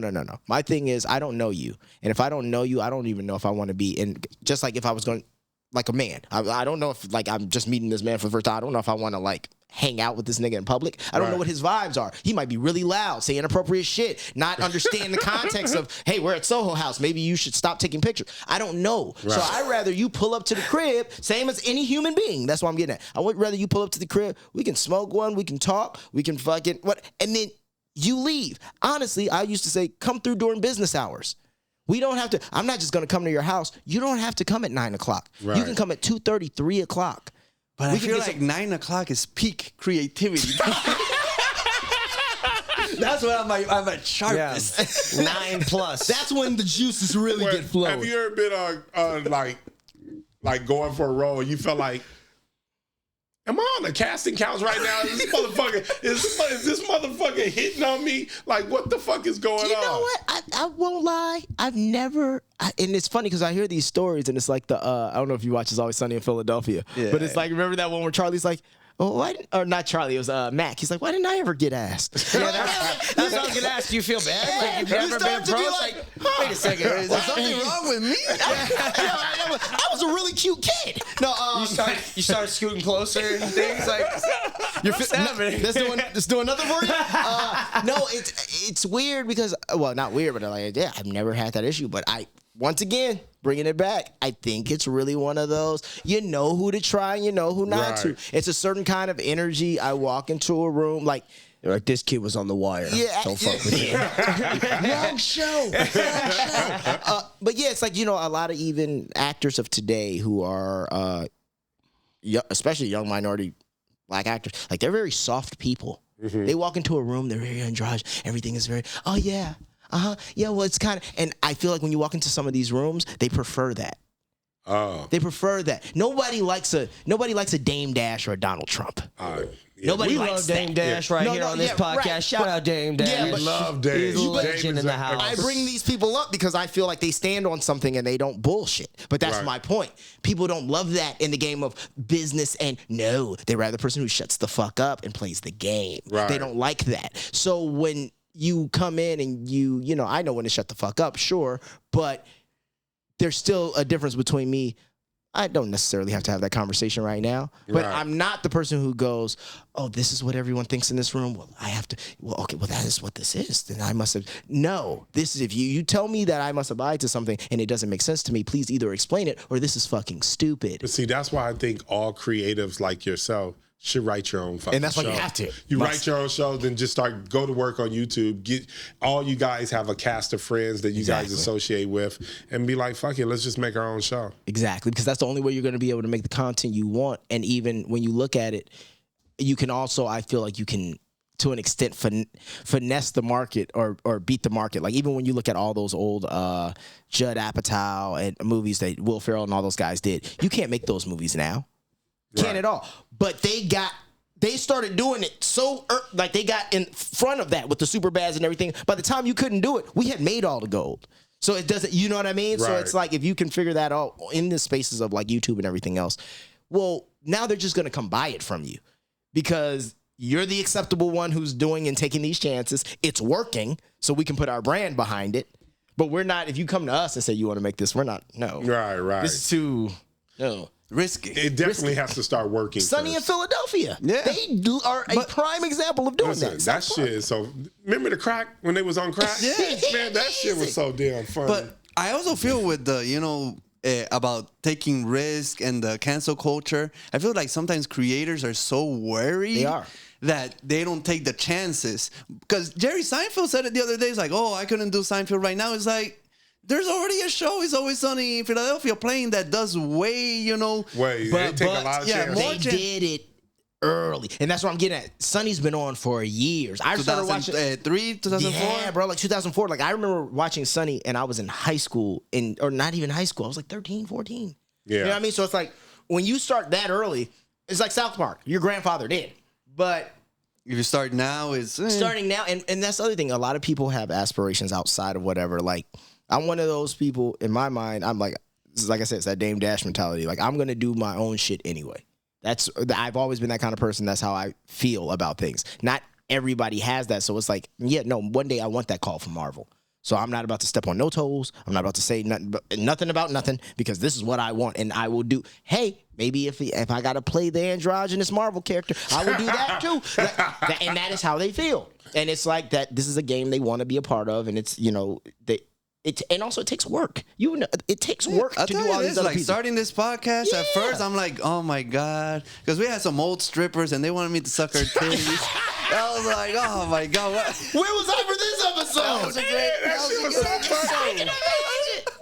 Okay, like the old stripper left mid-show to take a shit in AD's bathroom. Yeah, that shit was fucking crazy. Like, hey, you're probably wondering how I got here. She blew that bathroom up too. And we had a couple that nipple fucking was in his face. Front desk girls that identified as he, she's. And we had some wait. No, like this is like very early on. We were like practicing our skills of. How did these episodes do? They sound like they would do well. No, these are the. You guys can go back and watch them. They're on YouTube. They're out there. But we also didn't have much of a following till we started getting decent guests. Those ones weren't pulling in the numbers. You know what I mean? I'll call them the lost episodes. But but what you were saying is we're honing in our skills. You know, we were taking some risks in the show, and as you see right now, I'm at the point that I don't give a fuck. I'll say whatever. Of course, yeah. You know, because I'm like, I'm already out. I feel like you're still a little reserved. You still, Oh, man. Me and Josh, I heard you do that crazy. We're animals over here. Destroyed by black women online right now. But see, if there's no controversy, though, that means, I'll put it this way. I say a lot of stuff in my podcast that I guarantee you, if I were in a Marvel movie 10 years from now, it'd be like, oh, shit, you fucked up the bag. 100%. But I also feel like if no one's paying... If you're not getting any hate for the things you're saying, no one's watching. And that's what I realized too. It's like when I don't get like conflicting comments or anything from anything that I've said, and mind you, once we said even earlier, we were like, I don't say things ever to get a reaction. Right. I say things, maybe I'll say them in a certain way, but I'm saying what I feel. Like, so I don't give a shit how you feel about it. These are the facts I have to back up how I feel. Right. And so if I'm going to do that and you have a problem with that, okay, well, fine. But at least that means that you're watching it and you actually saw at 28 minutes where I said this. Opposed to if no one says anything and you're saying all kind of wild ideas. Okay, so then That's no one's how watching. it works for you. But in our world, Alejandro cuts it and puts it directly in the face of people so they can see that shit. Alejandro's a smart Immediately. man. Hey, man. They don't gotta watch the 28 minutes over here to get angry at Josh. Them bitches. Look, Then with the photos. I grew up with a lot of Too Short rap music, you know. Yeah, all in Omaha. His favorite word is, yeah, you know, we got record stores there too. Record stores. I used to steal, remember the CDs that came in those big ass plastic things? Yeah. I used to steal those motherfuckers. They didn't have the little tags. with the bottom of Yeah, you had to break them off when you got outside. Shit was fucked up. I was a terrible kid. Yeah, pretty, I can see you're that. A terrible I can man see now, that. you know. But I always felt like I always did it in a way that it was like Ocean's 11. I had a plan, you know what I mean? I'd have my brother distract the dude in the back with a question or some shit. And then me and my friends had this scam where we go into Walmart before we were like able to get liquor. And I would just empty out like them, you know, them Igloo drinks? Yeah. A box of them motherfuckers. And then I would put like 3 bottles of Grey Goose in there, tape it back up with Walmart's tape, use all their equipment, put it back on the shelf, send my friend in. We're buying 3 bottles of Grey Goose for $3.95, box of Igloos. See? Now, You see what I'm saying? Now is a- I can't get arrested because I don't leave with it. And how does he know what was in that box? and see, prime I'm example. running these things at 12, 14, 15 years old, all right? Prime example of the mafia days. And now, motherfuckers just smash and grab. Now they're like, fuck all this. No etiquette. No etiquette. That's what I'm saying. Like, yeah, it's the game has But it's changed. because the law. Now they can't be stopped. All right. People could stop It's me an back in the day. awful law. Some little kid probably just Man, fuck. I don't think that's a law. No, it is. No, like You can cannot get, stop. like, you can get fired. Yep. Let's say you work in a grocery Yep. store. There's somebody about to steal something. You touch him. Yep. You're fired. You're fired Yes. for 1. For 2, the person Well, there can they're sue you. No, they're firing them because they're trying to avoid the lawsuit. That's what's really going on, but it's not a law. Yeah, but it's still, Not you a cannot law. do They it. changed I just want to just be clear. It's not a law. Didn't California make that a law? Nah, you could definitely grab that guy. No. Well, They You do cannot it. grab the guy. Well, okay, Listen, he you can can- grab the guy he in can the attempt store, to sue but you. once he walks out of that store, it's over. That's the thing. Well, like, even if you're in the grab mall, guy. That's why you see the guys like this. There's, Yeah, there's exactly. still something called a citizen's arrest. They were, yeah, good luck with that nigga. Yeah, exactly. Something called a citizen's that's arrest. when there was the mafia. There was citizen's arrest. Now your citizen arrest. You're going to jail, and the other guy is going to be like, and he assaulted me as well. Yes. And now I feel bad. All I was doing was But see, that's beating up this woman on the streets, But and then you I know got what? assaulted. That's just as stupid as like when the person comes to rob your house and they fall down inside your I property agree. and they sue you. I agree. And win, and I'm sitting there like, what's What? going on? That's why I say the Squatters. mafia What's days going were on? better. 30 days, you can just go to somebody's house, nigga. You could be on vacation. If I sit in your house for 30 days, It it's mine. happened to me. Wait, what? I had a squatter in one of my houses in Woodland Hills, the house that you went to go check it out. See, that's what you We get for had a having multiple full-on houses. Squatter. Guess what? So she's in there, like living in there, and one of the neighbors. Shit looked like you could get One away of the with neighbors squatters. called me. Is like, I think someone's in your house. I'm like, what the fuck are you talking about? So I jump in my car, I drive over there. This woman is living in like. Did you the back citizens house. arrest her? I kicked the door in and told her to get the fuck out. And then she was sitting there talking about, no, I live here, da da da da da. So I called the police, and then this is the first thing the police does. To try to see if she has mail there. If she has mail there, now that puts you in a whole nother issue. She didn't have any I mail gotta there, do? so she had to get the fuck out. Damn, thank you. But What's your listen, address again? They did you said about to mail me a letter. that shit was so terrible. Like, if she has any kind of bills, cable bills or anything, that's your ass. Hey, edit this out. Don't let the people know how to squat around here. yeah, nigga. Hey, I want to sign up for spec. Send it to these 10 houses. It is terrible. That's a ridiculous I've seen law, on the though. news many times, like recently a lot, where people are like throwing people out, like you said, but then the cops come and they're like, well, this person has to be let back in the house, and they're technically, you have to go prove it in court. They are and this dreaming is what, like, if I'm going to open my door up to them. I don't give a fuck what the police got to say. I don't care. No, I ain't giving her the key, and she ain't going in there. She going in there, I'm throwing her ass out tomorrow. I don't give a fuck. All that shit is bullshit. They're going to put you under the jail. Yep. I don't care. It's fine. Well, it's fine. Guess what? Nobody in court is going to be like, yeah, he threw out a squatter. Let him go free. Yeah, that's true. No one's gonna put me under the jail for that one. Well, you better hope it's a whole like crew of people who are actually homeowners.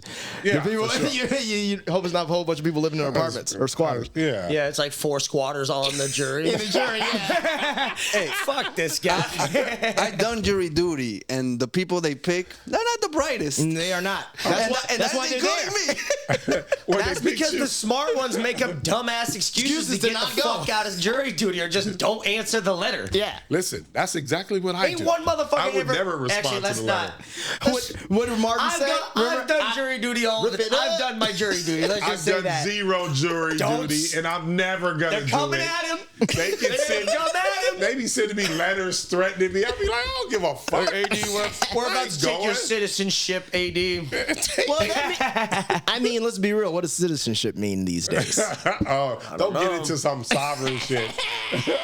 No, not that. I mean, it's just like, everybody's a citizen now. You got people coming through the border from China, or the southern border, which is like, what? I kind of sounds like, are you a Trump guy? I won't say I'm a Trump guy.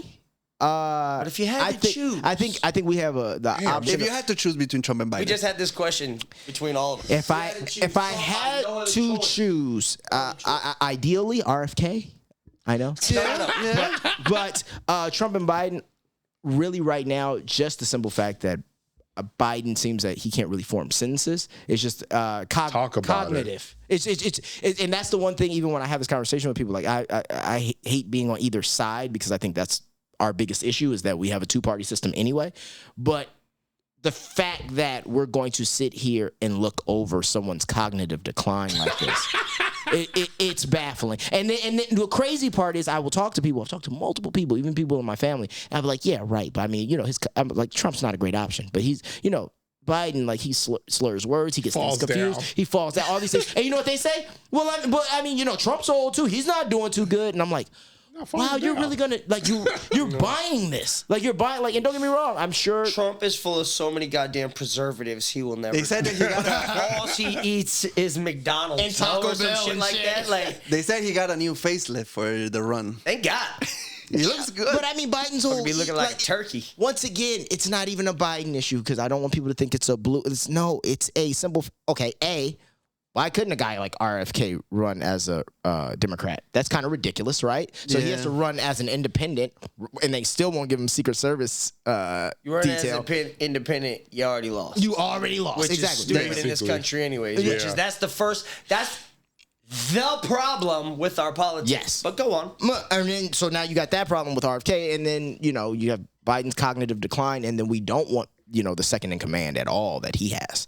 Like, we don't want that to be president. Like, that makes no sense. So then, therefore, who is actually running the plays? Are we in a Ronald Reagan situation? That's fine too. I mean, we saw what happened when he was. Don't want Kamala? No. What happened? What happened to her anyways? Well, that's my That's my point. I don't know where she's at. Also, it's just when you look at her, just her whole lineage and her whole story, like, you don't like the "we did it" Joe thing? No, it was just like, she used to date Montel Williams. Like, that was a thing, right? So it's like our vice president used to date Montel. Like, you can't use that and then the other side's Trump, though, because Trump used to do a lot. Right. But in that situation, it would be our vice president was Montel. You see what I'm getting at?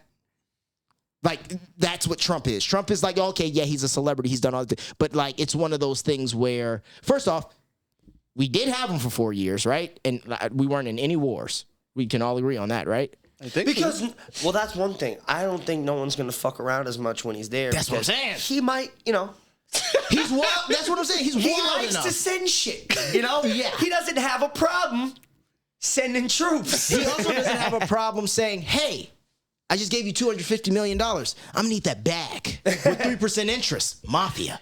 Right. I'm gonna need, like, he has no problem doing that, and I feel like that's one of the issues we're in also, because it's just like, well, like, this is just pure money laundering. Do you think he's gonna win? I think they're gonna run every play in the book to try to make him not win. I mean, if they don't want him to win, they will just make one of these charges stick somehow, and then he won't. But if Biden fucking wins, like, he's done when he's 88. We're cool with that. He's gonna be damn near 90. A guy who can't remember things now. Benjamin Franklin turned down the first presidency because he was too old, and I'm pretty sure he was like 69. Wow. Different times. I don't give a fuck about different times. He was smarter. Well, we motherfuckers should be might have having died at younger 70 back then presidents now. The president should be younger than in 1887. Listen, I'm not a big fan of this guy necessarily, but there's got to be an age limit. We'd be better with other than. I'm not an ageist. I love old people just as much as everyone else, but not to run. I can tell you've been beat up on the internet a lot. Not to run the country. Watch, I'm like backtracking. I love old people. I'm not an ageist. I love old people. Don't DM but me. There's gotta be a limit to this shit. We don't even let certain old ages do certain things in society, let alone run the whole fucking country. If Biden was not the president right now, would you let that man go to the grocery store by himself? No, fuck this. that. And that's all I'm saying. Which that's And if crazy. he got behind the wheel, I would be so upset. Oh my God. He's got them shades on. Get in, 18. We're out of He's here. not driving me home. I gotta take my granddaughter for ice cream. Like, that's like, what? No, Grandpa, we can't. No, we can't. This is vanilla bean. Trying to figure shit out. I know we're going over all these crazy topics, but I would love to hear about your stint with Jermaine Dupri. Okay. How was that? Yeah, that was really cool. So when I was around 12, 13, this guy named Ian Burke, he had worked with a lot of artists in Atlanta. He had come to Chicago and he had seen me perform somewhere. And he was like, "Hey, I was talking to him with my dad and stuff. Like, we got to get him with Jermaine. Jermaine's the guy who does all the kids. Bow Wow's number one. Right. Yeah. And so around 12, 13, I go down there for the first time. Go to his studio, Southside Studios. Is he dating Janet at this time? And at the time when I first go down there, no. Okay. And then, I do like a little showcase for him, whatever. He's like, "Oh yeah, we have him come back down at some point." Blah blah. A couple months go by. I end up coming back down. This time, I stayed for like a couple days. My dad's still with me. Then, when I got like, I want to say 13. Yeah, 13. I had just finished doing The Lion King. And then I was done with that. And so then it was like, okay, summer happened. It was like, okay, well, have him come back down. We, work on some stuff, So I came down this time by myself.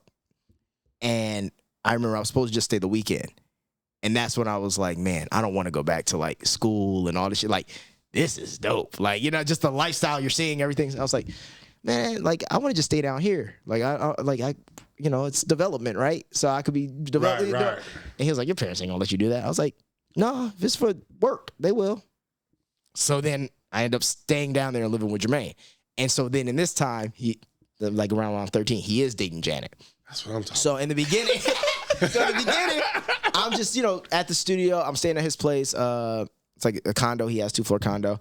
But for the first 5-6 months out there, like, I know he dates Janet. And, never see her. I'm just at the studio because she don't be hanging out at the studio with all the dudes. Right. And then I remember the first time I ever met her, we went to Miami, and we were in Miami doing something, and then we were going to dinner.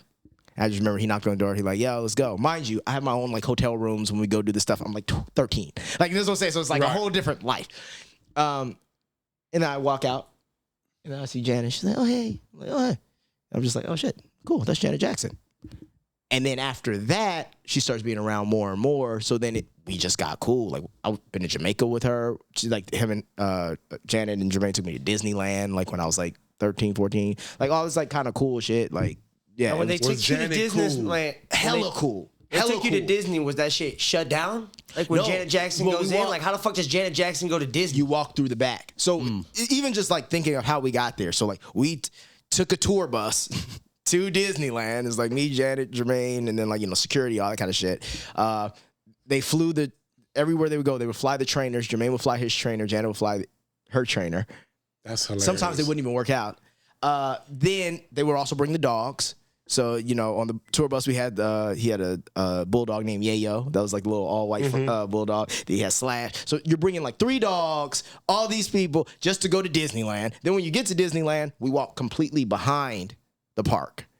So to get to every ride, to do anything, we can ride as many times as we want. No lines, that whole deal. And then the one time we had to go out was because, Janet was like, oh, I want to see the castle. Of course. And then it's like, shit. You get mobbed. So then we walk out within seconds. Like, and it's just crazy. Because we walk out, you go, it's just like, oh, the castle, take a couple pictures. And you just see one person go, hey, that's it. Oh my God. And within seconds, and then they got to get you out but it's crazy to see how quick, and you got to remember, this is no camera phones for real. Like, we had sidekicks. So it's like the shitty camera phones, all that kind of stuff. But she was cool. Like, even on times when I just be at the condo by myself, she would like, hey, you want to play Monopoly? We'd like play Monopoly, watch TV shows. Monopoly with Janet Jackson. She was the first person who ever told me who ever mentioned The Wire to me. So we were playing like board games or some shit. I was supposed to go to sleep, and she was like, oh, the show's about to come on. Or she was like, oh, The Wire's about to come on. I'm like, what's that? She's like, oh, this is a show. I had an audition for it. None of that. Right. I was like, oh, okay.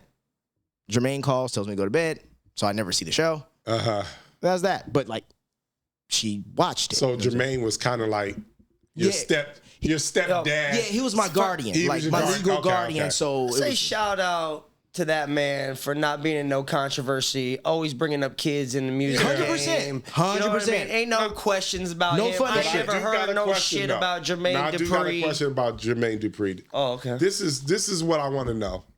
Because he's done so many albums, Mariah Carey album. He's worked with everybody. I was always confused by his net worth. Well. So I don't understand what happened to his publishing, because I know he creates the beats.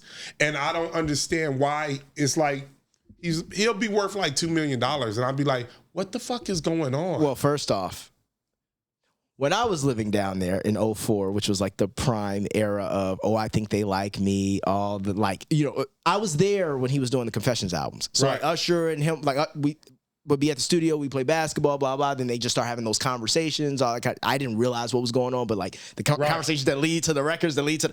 So like I saw all that in real time, but didn't know what I'm looking at. Incredible. Crazy. Incredible. But now let me explain to you though what this life was like. So we're flying private jet pretty much everywhere. I have a butler who drives me to school every day. Like I want you to really understand the extent of Jermaine easily has 10 cars.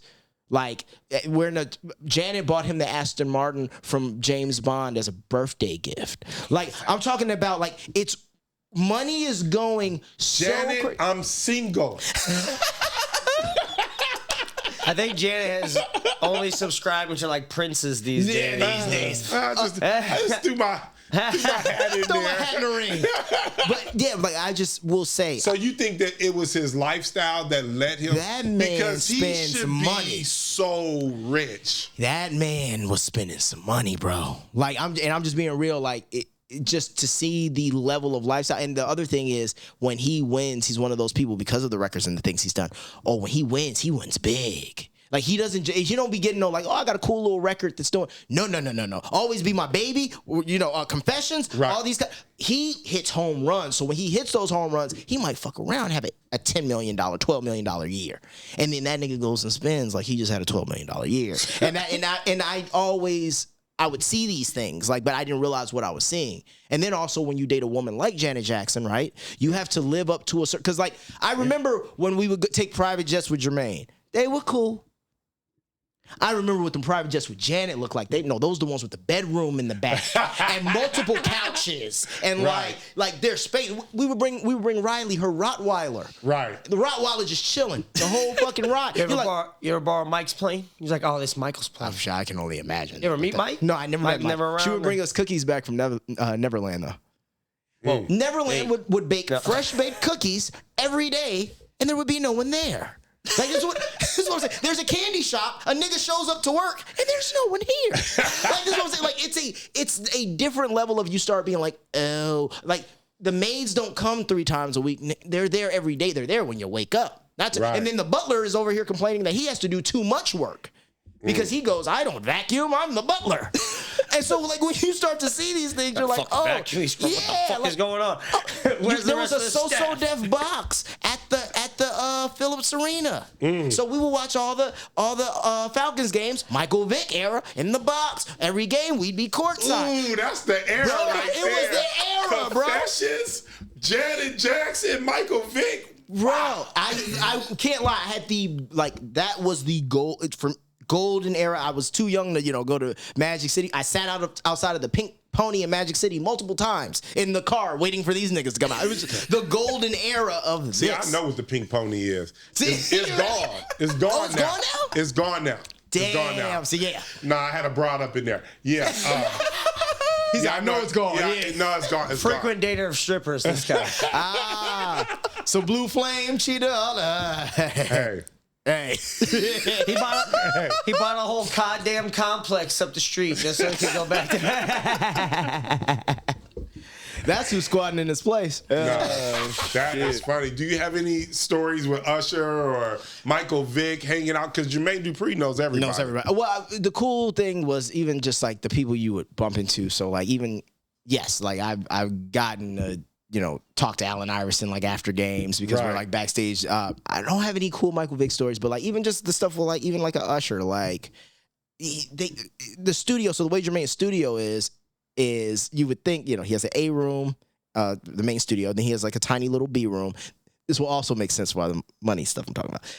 And then he has a full court basketball court that has the So Def logo in it. He has a locker room, a legit locker room. He has a game room with, PlayStation, PlayStation, Xbox, all the kind of shit with the huge TVs, arcade games, all this kind of shit, pool table, has offices in the front. Like, mind you, he's at the studio for years. What I'm getting at is there's 2 rooms for production in a studio that is the size of like, so it's more of like the lead. I feel like sometimes with him, the cool lifestyle, leisurely. Also, gotta respect this man. He made his first $1 million at 17. So it's like the game. He's always been making money. So I can see how it's just. And as a creative, you're like, you win some, you lose some. That's the game. As the money fades, you think the studio's like, you go in there and it's like, damn, this shit look like it's 2003 in here. Still like he does a great job of keeping it up. Like that's what I'm saying. Good. I'm saying the full court basketball court. The average guy would have broken that down. That basketball court could be like 5 studios in itself or production rooms. So like, but because he had that stuff, I will say yes. Like we would be playing 5-on-5 games. Fucking Usher, Ludacris, Bow Wow, me, Chris Brown. Like you'd have these games. I got to hoop with Nate Dogg one time, which is fucking awesome. Yeah. Iverson would pull up. Lou Will was always there because I was Bow Wow and Lou Will were really close friends, so I was always around. So it was like you were always just seeing random people because they would pull up. And Who was the best basketball player from the artist that you've seen? Chris Brown. Chris Brown? They all say that. And then one of the coolest stories I have, and I'm sure you've heard the story of everybody who's hooped with him, playing basketball with R. Kelly. Oh, wait a minute. See, I play basketball with R. Kelly. Yeah. I already know how this goes. Yes. I'll tell you my experience. You tell me does this sound like yours? All R. Kelly, first of all, he has his security. Yep. They play with him. They only pass R. Kelly the ball. It's practice. That's it. For R. Kelly. That's it. He played in my park all the time. This motherfucker would pull up. His security guards, he would get next. R. Kelly only shoots the ball. Shoots the ball. And he shoots from half court. And here's the even crazier part. And then if you even remotely touch him, it's a foul. Every time. Then he had these girls with him who, like, I guess they were on like pimp rules or some shit. So we were like, me and Bauer, like, young enough where we're still making asses of ourselves. So we're like, hey, what's up? How you doing? Try to talk to them. They won't talk to nobody this whole time. And then R. Kelly, literally, nigga be under the basket for a layup. He stops, turns around, looks at Kels. Kels says, he throws the ball, half court. If he makes the shot, the girls go. And that is that. And I was like, this is crazy. Same experience. Real narcissistic. Just like tight. You got a nice tight entourage, that just supports him. That's it. Nice tight supporting entourage. Yeah. You gotta love it. They run tight. He runs a tight ship. You gotta love it. They applaud. Listen, playing basketball with R. Kelly is fucking hilarious. It's hilarious. Hilarious. It's, I mean, and he's not, he's a tall dude. He's not bad at basketball at all, but it's just the fact None of the like, girls left messages like, please help us slide messages in the bathrooms and shit. Please. I don't want to clap anymore. It's like, can you please stop? Can you and Bow Wow please stop talking to us?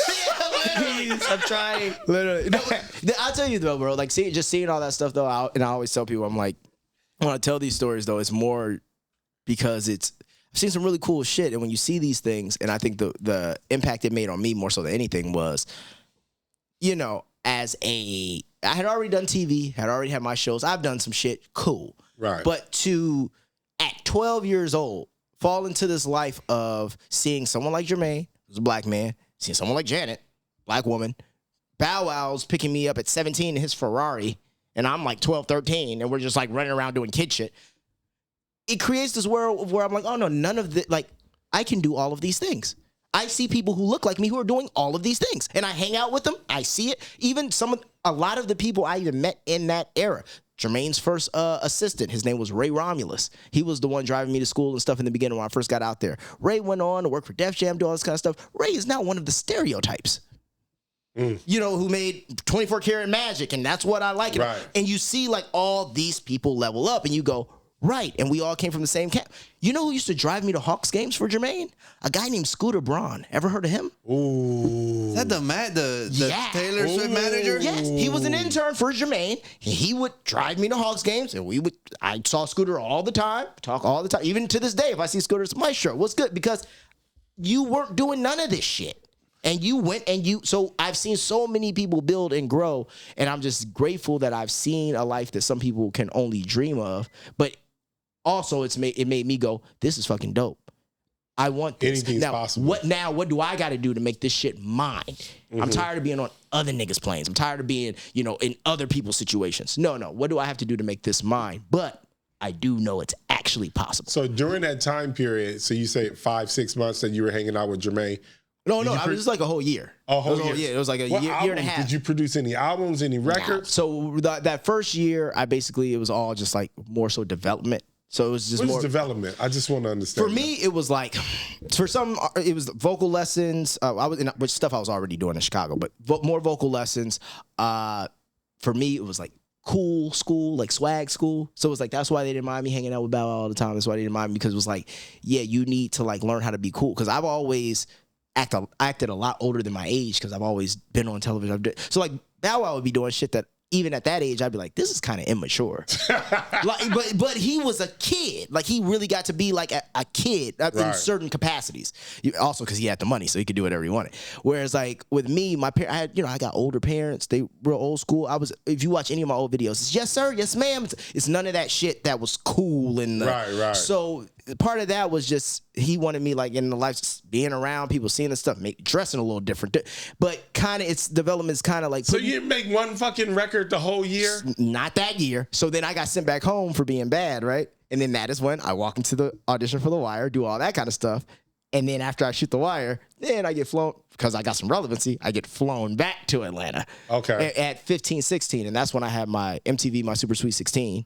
So like they had Def Jam throw it for me. It was like, oh, he going to have an album coming out, all this kind of shit.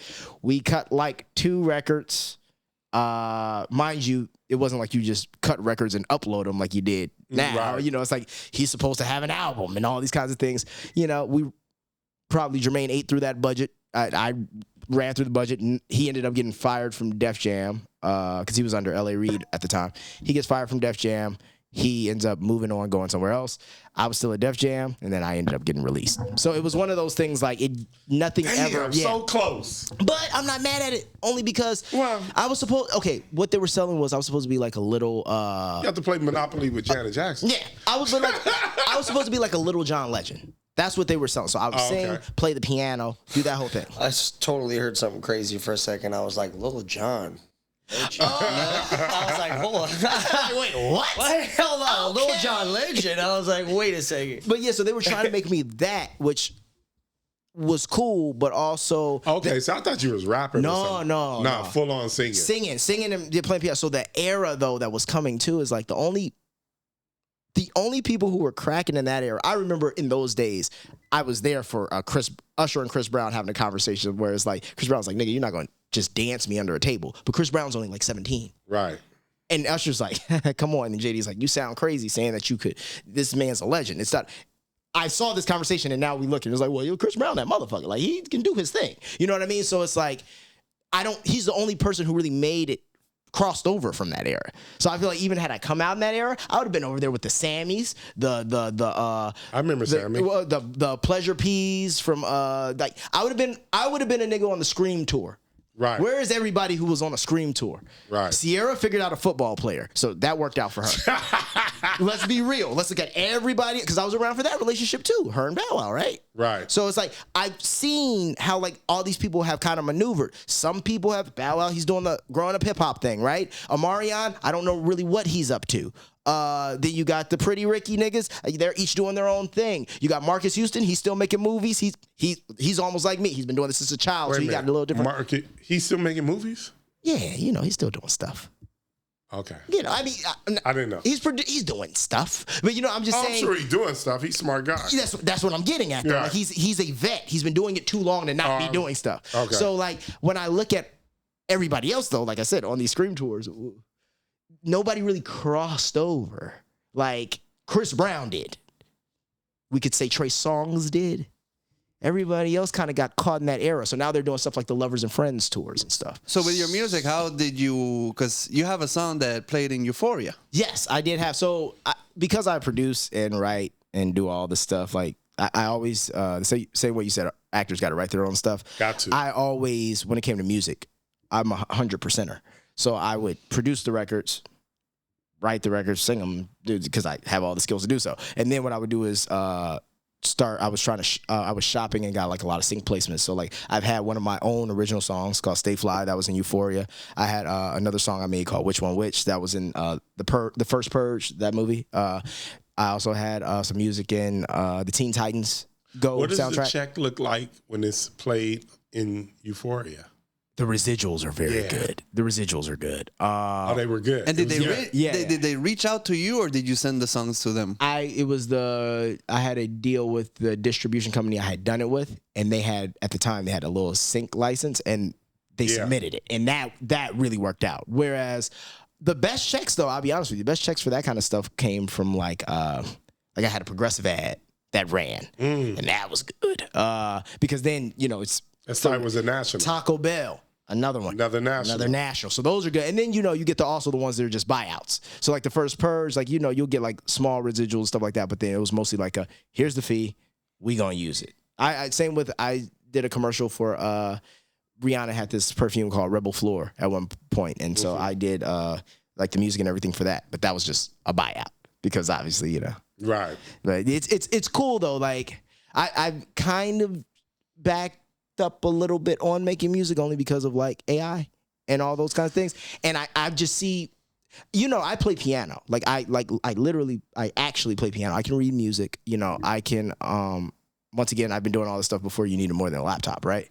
So as I've seen how the barrier to entry has kind of gone down, and also, let's just be real, the quality of popular music has also, to an extent, gone down. Because you don't need, just how I said about doing this, you don't need... One person, you can do everything. Yeah, you don't need a bass player or a pianist, so you're not getting all the style. You don't even really need a producer. You got somebody who can make beats and do the thing, sure. And then you can upload it on the same place Stevie Wonder is, right? So I'm starting to see, okay, this AI, I think, is going to rock the music industry a lot more than it's going to rock the film industry.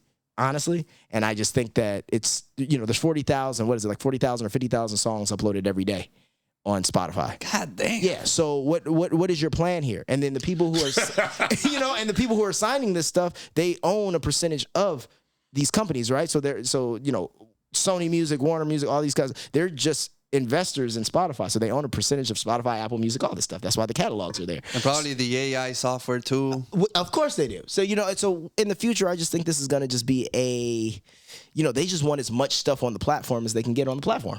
So, and we give them the content for free. It's like YouTube. We are sitting here working to give YouTube something. Yeah. And Which Dame is- Dash says it all the time. Like, yeah. they don't tell us about the CPM No. and what's the percentage. We probably get like 10% of what they get. No, 10. No, we probably Five, get probably like 3 3%? to 1 to a point. the- I mean, music is 0.00 something of a penny, right? So I can't imagine YouTube's that much better. No. But I'm just saying that in the sense of like that is the game though. Like we create content for platforms that don't create anything. It's a beautiful Ponzi scheme. But they created the platform. That's my point. So they did create something before anyone else did. Like YouTube's been around for a long ass time. I don't think trashing YouTube is like a place that. Nah. I think YouTube is like. There's still a creator of YouTube who did his fucking thing geniusly and created a platform in which now everyone keeps. Tech company. Yeah, I'm talking creative. I mean, YouTube is long. I bet that was it a whole company that created YouTube? Well, no, it's a tech company. Like they made a tech product. Right, but but all the content that is monetizable on said tech product is created by users who get nothing out of it. That's all I'm saying. It's a genius market. It's what it is. Like I said, same if you want to be a musician. You got to put thank God there is a Spotify so someone can hear your music or SoundCloud. Right. But these platforms are nothing if we don't upload things to them. Like Netflix, like Amazon. Like it's all this kind of stuff. So it's like it's not shitting on YouTube. It's just saying like the scale is far too tilted to one side than that's the other. all I'm saying. Yeah, but it's our fault because none of us created YouTube. Just like none of us had the idea to put fucking wheels on a suitcase until the fucking 80s.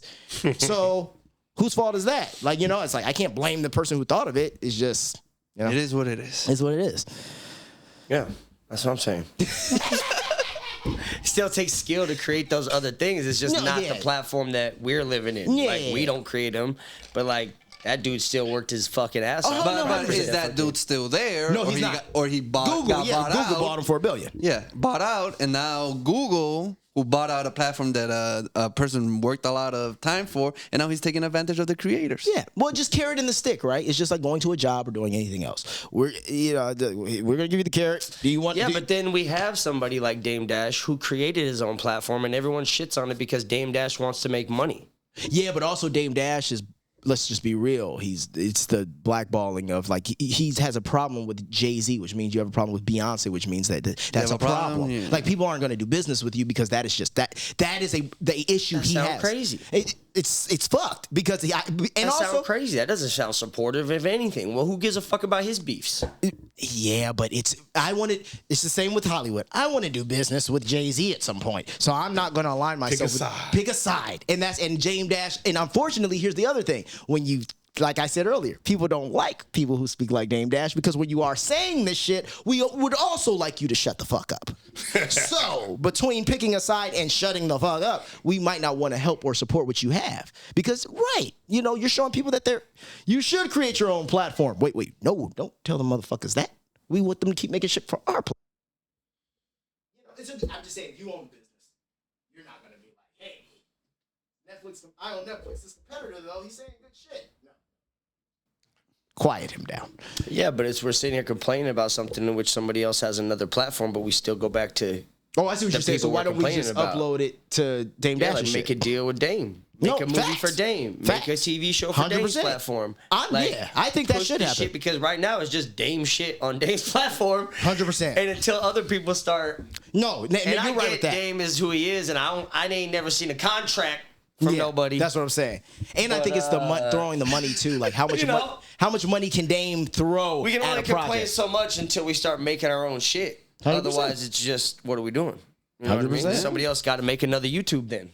Yeah. If YouTube's a bitch, make another YouTube. But I guarantee the guy who makes that YouTube still gonna sell it. 100%. Still gonna want to make money.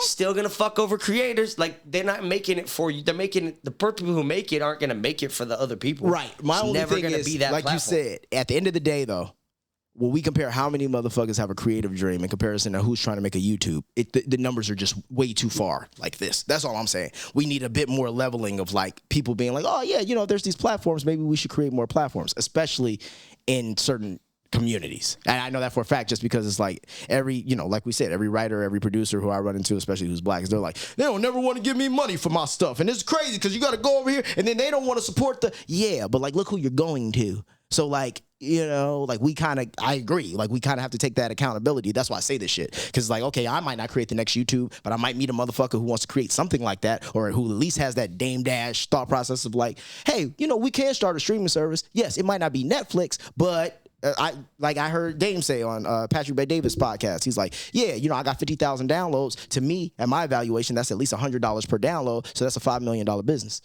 And I'm like, okay, at least this is metrics though moving in the right direction, and you are creating a platform and you understand how that shit works. Yeah, I think he's gonna win because of this. I agree. This platform, I think it's gonna really do something for him. I'm excited for that for him. Yeah, no, I agree. I always want to see him. I win. like Dame. Yeah, I fuck I with do Dame. too. Yeah, fuck with Dame heavy. That's right. Fucking people's beefs all the time. People get into rap Hey, beefs. I'm Speaking glad- of rap beefs. I'm glad. Yeah. Speaking of rap beefs. Because let's he's talk an about some artist. rap beefs. He's an artist. He is an artist, but I just want to set the record straight.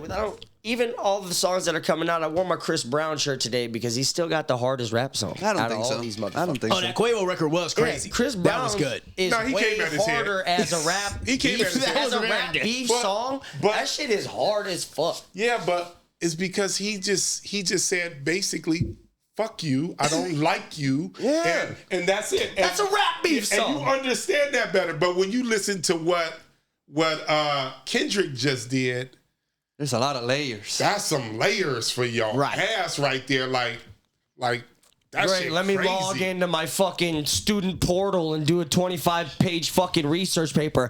I like when my rap beef says, See? I fucked your bitch, you fat motherfucker. I know he fucked that dude's bitch. See? And he thinks he's a fat motherfucker. That's simple. And this is literally what I said about the first Kendrick beat or the first Kendrick diss. You didn't like it? It was a hard listen.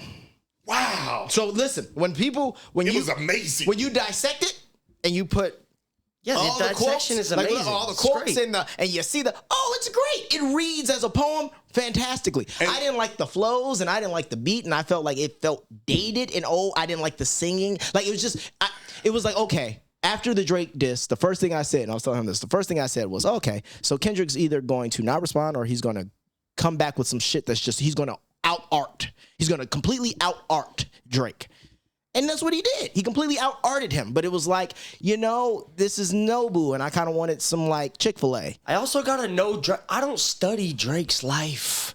So I don't know what the fuck you're talking about on all these quotes unless I look this shit up. Like, I'm not riding Drake's dick that hard. His to cat's know, name's Crody. Like, I didn't know like this. 40 and yeah, all these people he's naming on all these I fucking thought- dates. Like, But, okay, but this is how I feel. And I saw somebody put it's on Twitter. creative, but I saw somebody on Twitter put this. I think that's where I read it. That Drake made a beef song for the fans. yes. And Kendrick made a diss track directly for Drake. He doesn't care what the people think. He knows that when Drake listens to it, Drake is gonna be like, this motherfucker. Right. No, definitely. Great But job. The creative part, you can't get away So from are you that. bumping? guys. You're bumping saying that it's first, not. like, you're going to bump it. Like, you're going to keep playing it I've more? been Look, wait a minute. bumping it. First of all, Kendrick has the better song. Like That, Out of This World, Out of Here, Crazy, even though it's only a verse. Euphoria, that shit It's the dope to most me. streamed song in This shit dope. 2024. A rap song in 2024. Euphoria? Yeah. Euphoria. Yeah. But see, and now I'm going to say this. But it's because you had to Personally, listen to it 100 times to figure it out. That's why he's smart. Everybody had to listen to it 100 fucking times true. to figure it out. Of course it's streaming. Like, what'd he say? But also, hold on a personally, second. I think a lot of this is just. I think this also shows the power of how big Drake is. I think it's the most streamed song. I don't think it's because Kendrick dropped it. I think it's the most streamed song because it's talking shit about Drake. Drake kept listening to it. And that's what I. Motherfucker. Yeah, like this is what I always say about the two of them. I think Drake is an incredible writer and a very good rapper. So you think he's righty? Yeah. I don't. Maybe he doesn't write every single thing, but no, Drake is. What's Drake can weird, write. be Drake- Okay. sorry to cut you off. I don't know that. What's weird- I don't know him well enough to know any of that. When you I'm go just to curious. Genius, and they show for push-ups, it's written by 3 people. When you go to Euphoria, it's written by 1 person. I Right. don't know what that means. But see, here's the other thing. I don't know if I have to see what those names are, but also I feel like maybe is it because he might have sampled certain parts, like the drop and give me 50. That is a Mike Jones song from back in the remember Hurricane Chris, right? Yeah, right. I'm just saying, like there's things he like. Sometimes I notice with Genius though, like if you throw a entendre into there, like, or you throw a sampled lyric. Maybe, I don't know. But I do think overall, yeah, Drake makes pop songs, and most pop songs are written by more than one person. I think when I listen to Kendrick, I think the art is fantastic, but I also think, like, yeah, these could be songs written by one person because they hit a certain demographic. They are not even Kendrick's biggest hit to me is not as undeniable as Drake's biggest hit. No chance. When you go back in the history of your life, unless you are a diehard LA, California, that's a little different. But if you go in the history of your life and your database, maybe the last moment where you're having a life flashback, you're going to have more fucking Drake songs to these moments in your head than a Kendrick song. Although that 100%. motherfucker does have 17 Grammys. No, and that's was going to be my other point. Yes, he does. You know why? Because they applaud because art. he's a poet they and an artist. art. And You know he has a Pulitzer too. Yes, exactly. By the way, fun fact. Great writer. Fun fact. You're talking about Kendrick, right? Yeah. The Pulitzer surprise is actually fast fact. So I believe the Pulitzer is actually the person who created. No, it's the Nobel Peace Prize. My bad. It's a different. But the Nobel actually made Dynamite. That's The where movie? No, Dynamite. Dynamite. Oh. He made Dynamite. So he was blowing all kinds of shit up. And then they named the Nobel Peace Prize after him to like kind of clean his name up. And yeah. And what do you think about LA 616? Oh, I like that one better. I like that one better because I felt like I don't like that one as much. see, I like the production and the package means a lot for me. So like that felt more hip hop to me. That felt more like, okay, he rapping in this. Like less beat switch ups. Like that beat switch up shit. I'm gonna just be honest with you. I am not at all a Baby Keem fan at all. I think he's extremely mid. And when Kendrick do that shit, it feel like Baby Keem to me. And it's just like, okay, I don't want to hear this. Like I want to hear. Man, I want to hear you do like hip hop. Like if I just wanted him to rap against Drake or diss Drake on a Metro beat. If I could have got that, I would have been like, okay. And I'm not saying it's just the juxtaposition. I want to hear Kendrick on a Metro beat throwing shots. Woo, I'm in. If you're gonna out art somebody, yeah, okay, yeah, sure, you can out art Drake all day. We know this. Yeah, that's it for me too. In Yeah. a sense, is like I want to hear like, and the biggest thing to me is that all of them are doing. Drake's doing it. He's doing it. It's like, you better shut up. Or I'm gonna tell him what I really know. No, you fucking tell me what you know. Really know. Thank you. Tell me what you know in this rap beat. Stop telling me you're gonna tell me, and stop telling him like you better stop.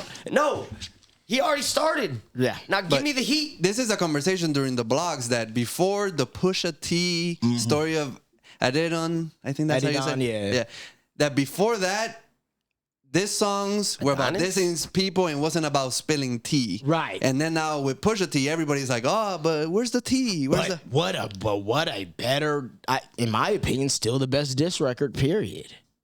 In my opinion, like Pusha T, like Drake Drake never responded, bro. Like that's what I'm saying. He just was like, yeah, I got a son now. Back like, to that back it. was crazy. Back to back was great, but back to back was crazy. Back to back was just a hit too. Like That that's was crazy. Like yeah. Like if we be like Yes. back to back as a diss record, that shit was First crazy. diss record and to I'm win a not Grammy. a huge Drake fan. Drake at makes- all. that's what I'm that, thinking. that for me, That that shit was like, great. He's good. I Yeah, like his it's diss over. records. Yes, yeah. But also, I think it's the caliber. Once again, it's the caliber of like, what was Meek Mill gonna do back to that? Whereas when you look at like, He just made a song with him. yeah, there you go. Whereas when you Like, look nah, at we'll these, just make a song together. these other fools, Fuck like it. Kendrick, like yeah, no, he's gonna come and he's gonna beat you at his game, and it's just like cool, but like. I wanted hard the fact ass, that like, Kendrick has hard motherfucking like lyrics. 10 to 12 more Grammys than Drake, that is ridiculous, man. Like that, like I'm just saying, for all the music and all the content that Drake has given us and how big of an Well, I artist think Drake, it goes back to what Kendrick said. Your music pacifies people. Drake got the most AMAs of all time. Has the most what? American AMAs Music Awards. of all Now that time. makes sense, yeah. Oh, No, don't say. I think Drake. Like, listen, don't say it pacifies, but Drake makes hits. But you know that Drake makes bangers. You know the like- pacify means two things, right? It means like, yeah, it lulls you to sleep, but pacify with his history, messing with young girls. So Yes. what is this? What is I this get whole the Drake whole young young girls thing. Hey, Kai Cenat did a stream yesterday, I think, and he was watching footage of Drake hugging a 17-year-old on stage. So what? You can't hug a 17-year-old now? Did anybody bring That's a up the little fact unfair. that Kendrick was on stage allowing, and not only allowing, but pushing a young white girl to say the N-word a bunch of times in his songs? No one talk about that video. What year was this? I don't fucking know. This was probably 07, 08. That video out where he's like, I'm trying to go viral. Encouraging a young white girl to keep saying the N-word on stage and singing his songs. Like, yeah, but here's the thing. Travis Scott do that shit every show. And we don't have a problem with it because all his fans are white and they're like, yeah. Like, he don't care. Like, that's what I'm saying. It's like, but people should have a problem with it. They should, but... You know, didn't we cancel Travis Scott because a lot of people died at a show, and then now he makes golf shoes? Like, this is all I'm getting at. Like, we just keep news keeps going. I mean, people get trampled. No, I'll tell you, it's a festival. Hey, it's a festival. Hey, come on. I'll tell you this. I went to a Travis Scott concert. They SoFi. They didn't allow a lot of people in the mud. I can see how those people died. Oh yeah. The feeling his music brings out in you. My brother wanted to start punching people. and then they were climbing over the gates. They were climbing over the gates, and then they were coming in and getting arrested. I've never seen that in a concert. I'm like, holy shit! And they were underage kids. Like it's like these kids are hypnotized. Yeah, but once again, these kids they like generally the same. Once again, it's marketing. They like the same fucking 10 people, and they listen to the same. Like I always say this too: the music that we listen to, we have to be more mindful of because you're sitting here and you're listening to artists like Future more than you're listening to your parents, or you're listening. Like you're hearing this man's voice in your head telling you things over and over again more than you're hearing other people in your life. Drugs, yes. Drink some codeine. Yeah, like now, so. What I are we also doing? would like both of y'all's opinion on a big punching bag for everyone on Drake is that he's white. Yeah. Now he's not white. He's Jewish. He's Jewish. He's got a white mom. He's half I white. thought he was black. Now, now, how do you guys feel about? You didn't know he's half Jewish? No, half. Yeah, but I thought if you half, he's still black. Like That's what I'm saying. Yeah, but if you're half, what about? They don't always claim you. But does that? I mean, how do you feel about that being in the conversation? I think it's Questioning his blackness. I think it's whack. Is basically the only thing. I think it's whack. But I get it. But if that's the weak part, if you can't find nothing to talk about, yeah, we're gonna talk about that. Guess what? You got Rick Ross, white boy. Yeah, white boy. White boy. But I just be like, I don't feel it so much that he's, light skinned. It's more that he grew up in a white house. Because there's some light skinned people that grew up more with, black culture and all that stuff. Yeah, but then you got to question yourself, what is blackness? If you're saying that, then wearing polos and having good speech and like what do you say is black? What do you say is white? Why are you questioning whether or not or who he's got a black dad? No. Yeah, I think with him, it's one of those things where, like you said, it's something to talk about. I heard it's the corny factor though too. Like he's extremely corny. Before he got the beard and all that kind of stuff. Corny. Yeah, but he navigates it well. He's funny. He has all these. I feel like sometimes with a guy like Drake, unless you literally have a personal problem with him, I could see how he's an easy target to hate on because he has all the things these other niggas don't have. Literally, not to mention he might also be getting some more help or different kind of business deals on the other end as well. But past that, even just the way that he maneuvers and the way that he is, like most niggas can't go on Saturday Night Live and be funny. You know what I mean? Most people can't. Like Drake can market himself in a multitude of ways to multiple crowds. And I think a lot of people who can't do that just get jealous of that. Like, what is Rick Ross going to say about Drake? That is the one thing I can throw in your face. Other than that, like everything else, like you're really good at rapping. Like we can't say he makes corny. Even with Eminem, we were able to a certain point, be like, all right, yeah, these songs are getting kind of ridiculous. Like, yeah, I'm not bumping Eminem no more. No, Drake has never given us that. But you're not going to battle rap him. Oh, no. I'm not going to battle rap him. But at the same time, I will say this was kind of my thing with the Kendrick beef. It started to feel a little Eminem-esque. And that was my other thing. It's like, a couple of bars. I'm like, it kind of sounds like Eminem a little bit. It's like, okay, you're rapping and you're so good at rapping. That's cool. But this song is mid. But like, I get you can. I wouldn't say the song was mid, but I'm saying it's different of opinions. Yeah, in my opinion, I'm like the song, like I said, package, the whole complete package. But that push-up shit, I could bump that more times in my car. Winning. Who's winning right now? Well, Kendrick. But I think Drake ain't came back yet. I think perception, Kendrick's definitely winning. And Drake hasn't come back yet. And I think once Drake, and here's the problem. If Drake does let's just say he makes another fucking back-to-back. and it's just as good. Listen, he better find. But you know what? I still think because also people like to kind of hate Drake. Yeah. So I think it's gonna be like, Drake's- oh, well, he didn't. I don't think Drake's I'm not gonna a win Drake this one. fan, but when Back to Back came out, I was like, yeah, it's over. Yeah, but Drake can't beat No. Kendrick in a Yeah, but- popularity No. contest in Popularity hip hop. No, they like just- in like an overall Yes. like hip hop Yep. community world. He can't take. That's like a hard. It's a fucking hard thing to take down right there. Because Kendrick and is, even all the poppy kids, all the like kids who don't really know hip hop and don't really give a fuck, and they just like Drake. What's gonna happen is they're gonna see the internet and they're gonna see all this stuff. Oh man, but Kendrick's body, and they're gonna want to feel aligned. So what they're gonna do is they're gonna be like, I like in the beginning I didn't really like it, but then like I went back a couple times and like no, I get it now. Like no, he's killing that. That's what they're gonna do. I honestly like it more when people. I keep seeing. Oh, okay, that's makes Right. sense. But like when I first initially heard it, it wasn't like That's what hit I'm him saying. up. It wasn't like back liked to it. back. It Day wasn't one. like. It wasn't like it didn't give me a feeling of like, yeah, fuck this motherfucker. Either you know way, what I mean? you Like, know who's winning? Universal Music Group. yeah. Drake's came out under OVO. Kendrick's came out under Interscope. I do like the second one and how he's using like actual human warfare and trying to make Drake's team paranoid and Drake paranoid about saying how do you know they ain't working for me, or how do you know like maybe this or like it seemed like it's like Drake's probably at his house like, wait, what the fuck? Drake's That question, everybody got everybody on a lie detector right now. Drake just sitting in this room and be like, We're gonna have a meeting. Chubbs, come upstairs. You hear what he said? Let me see your phone.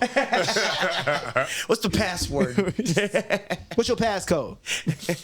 OVO? I like that part about the new one.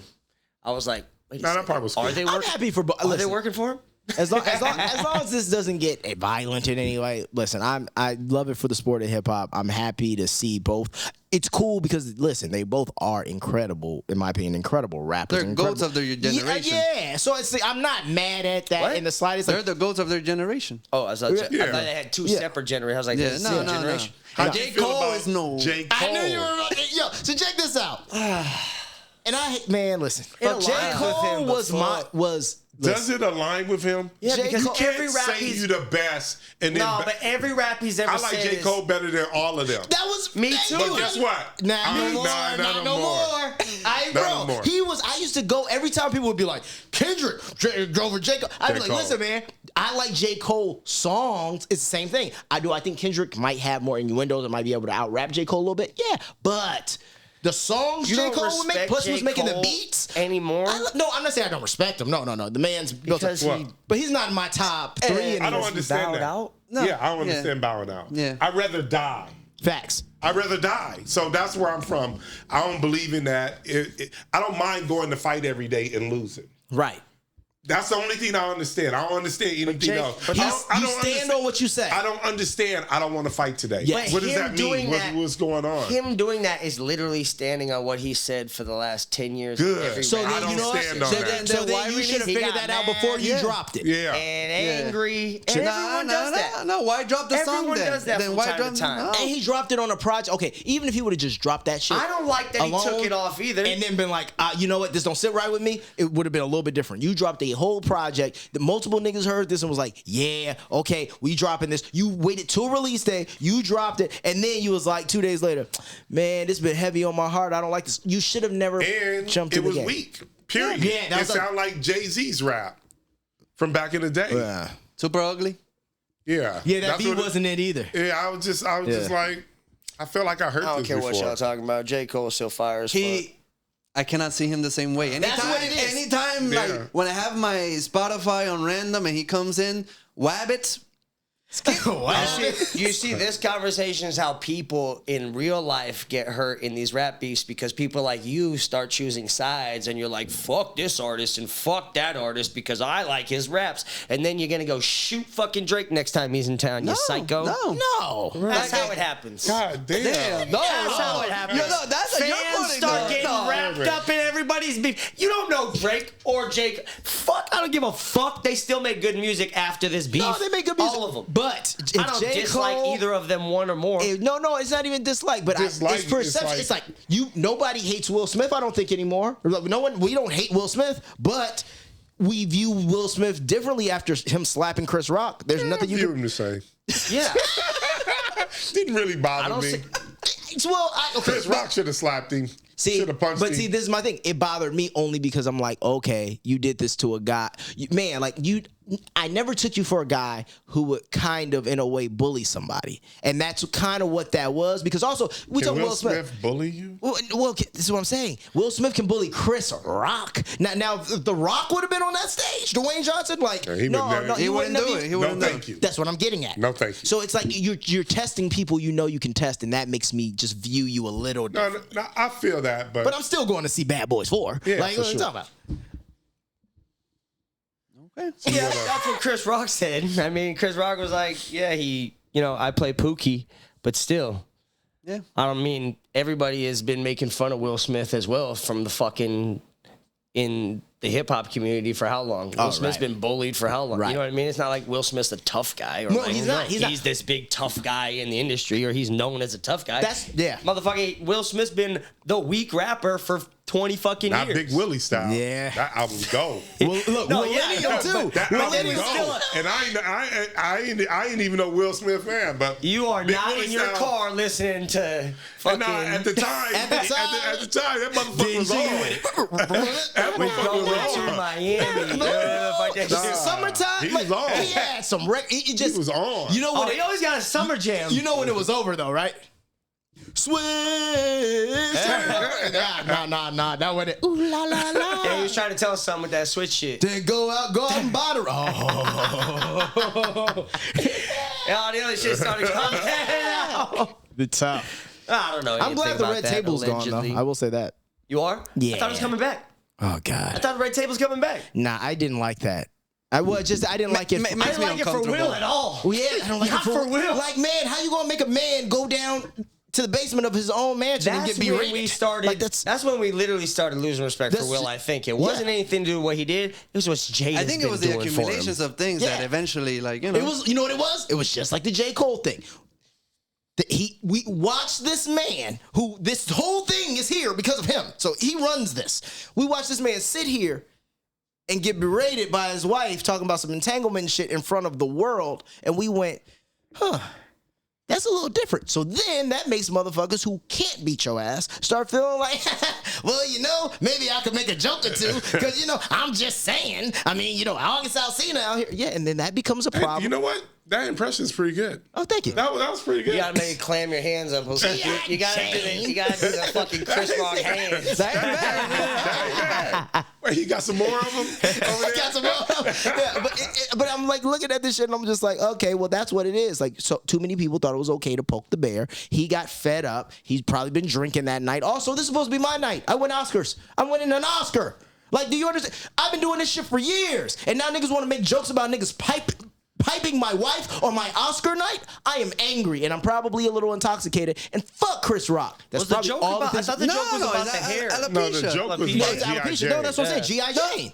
He called her G.I. Jane. But that's what I'm getting at is, yeah, but still, you're talking about my wife, which I know. Let's be real. What is the context of the people talking around this motherfucker? Yeah. They've all seen the red table talk too. Everybody knows. So it's like you're getting tried and emasculated in a lot of ways. And then in that moment, the most masculine thing you think you can do is go slap a nigga who weighs 60 pounds less than you or 70 pounds less than you. No, it's real. He got to the point where I don't know. the next motherfucker to say something, that's your Also, ass. though, I've never been in a situation as a grown man, as two grown men, Right. me and you.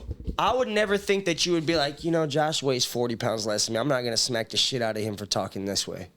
He's just two grown men. We've never said that about two grown men in anything other than If someone was way smaller than me, Yeah. I wouldn't. No, I yeah. wouldn't go. Well, it's like they're not waist. If they're What, way, is Chris Rock some pigmy now? Like he's just No, the but he's smallest literally ever? compared to Like, Will. he's tiny. That would literally be like if me and him got into, I don't know him, and we get into it on the street, and I'm like, fuck you, man, what you want to do? You want to run it? if he whoops my ass, in all honesty, he should. But I'm just saying, if he does whoop my ass, though, it don't look good on him. It don't look good. But you should get your ass whooped. Right, but also... That doesn't mean you get a pass because you being a little dickhead. But he's making jokes. And that's the other thing. I'm getting paid here to make jokes. It's a little bit different, too, than that. Because I'm just saying, the look at it of like he's a smaller dude don't make the two grown men. Yeah, but he's grown men on the working. streets, We're at a work event. This is literally a fucking work event. I get that, but I didn't say it's good. I'm just saying the argument of he's a smaller guy doesn't sit with me. Like, I don't give a fuck. If he's talking shit and you talking shit and we're talking shit, like, Josh is punching that motherfucker. I'm gonna kick your punch your little bitch ass down like this. I'm gonna hit Josh you down. Is taking his ass I'm gonna down. swing down on him. That's how they get down in Nebraska. You said you was gonna beat Bruce Lee up. He's a little dude. Yeah, but that nigga's nice with it. Bruce Lee different. How do we know what the fuck Chris Rock? He was in Beverly Hills Ninja. We don't know what he was learning. Chris Rock, after this, said he's been bullied his entire life. Do you want to... Look, yeah. Wrap it up? On the whole rap thing, you are a musician. You're in the music game. Speaking of, I think the EDM world is waiting for you to come back. Yeah, I read where's this? I got a thing right here. It says, leaving Big Room, you left Big Room to focus on Maestro Rap alias and the fact that it's his real name too, people. Yeah. The fact that W&W stopped playing their collab, lost hope for a release until... Who said this? All this. It said lost hope to release till Kevu and Jax and Vega started to play it again a couple years later. A few weeks ago, the American DJ, I think it was like 4 or 5 years ago though, the American DJ and producer Zax teased this return to Big Room, and Maestro Harrell commented that he might come back to the scene as well. The dance music scene is hilarious. Happens, we might have a chance to see the anthem getting a release on main stage music's successor, Rave Culture. They want you back. They want you back in the EDM world. I used to really love making dance music. I was like huge. I had some tracks on Tiesto albums and all that kind of stuff. It was really cool. It was the same kind of pivot because I was kind of like, okay, the business in this, same thing. It's like me looking at, I've done so much shit over the years. So when I see like, oh, this is how the business gets done over here. This doesn't make a whole lot of sense. Let me pivot. Then one of the things was a lot of fun. People playing like all my records at Tomorrowland, fucking EDC, all that kind of shit. Amazing. Great people. But I also saw that like if you think the music industry is bad on like the regular side, those dance labels, like there's a reason why when you go to every LA Fitness, you hear just nothing but dance tracks. Like they're licensing them bitches out and they're giving those kids nothing. Or when I say nothing, I'm talking about like they'll do a 70-30 or a 60-40 deal for some record that, you made in your bedroom. But if you're not touring, you're not going to make any money off of this. And then they tell you that they spent, we had to spend $2,500 to promote it. They don't fucking promote anything. You know what I mean? Like, so now you're in the red for a record that you're never really going to see residuals on anyway and all, that kind of shit. So, like, I just saw the business and I was like, okay, this is cool. And I felt like I had hit the pinnacle of what I kind of wanted to do in that. And so then I was like, all right, let me focus on, you get the money on the road, right? So let me focus on just doing the artist thing, So that was the thought process. All right, well, that being said, I got 2 questions for you to finish this off. I don't know if you got a fucked up question? No. No fucked up question today? Not today. Not today.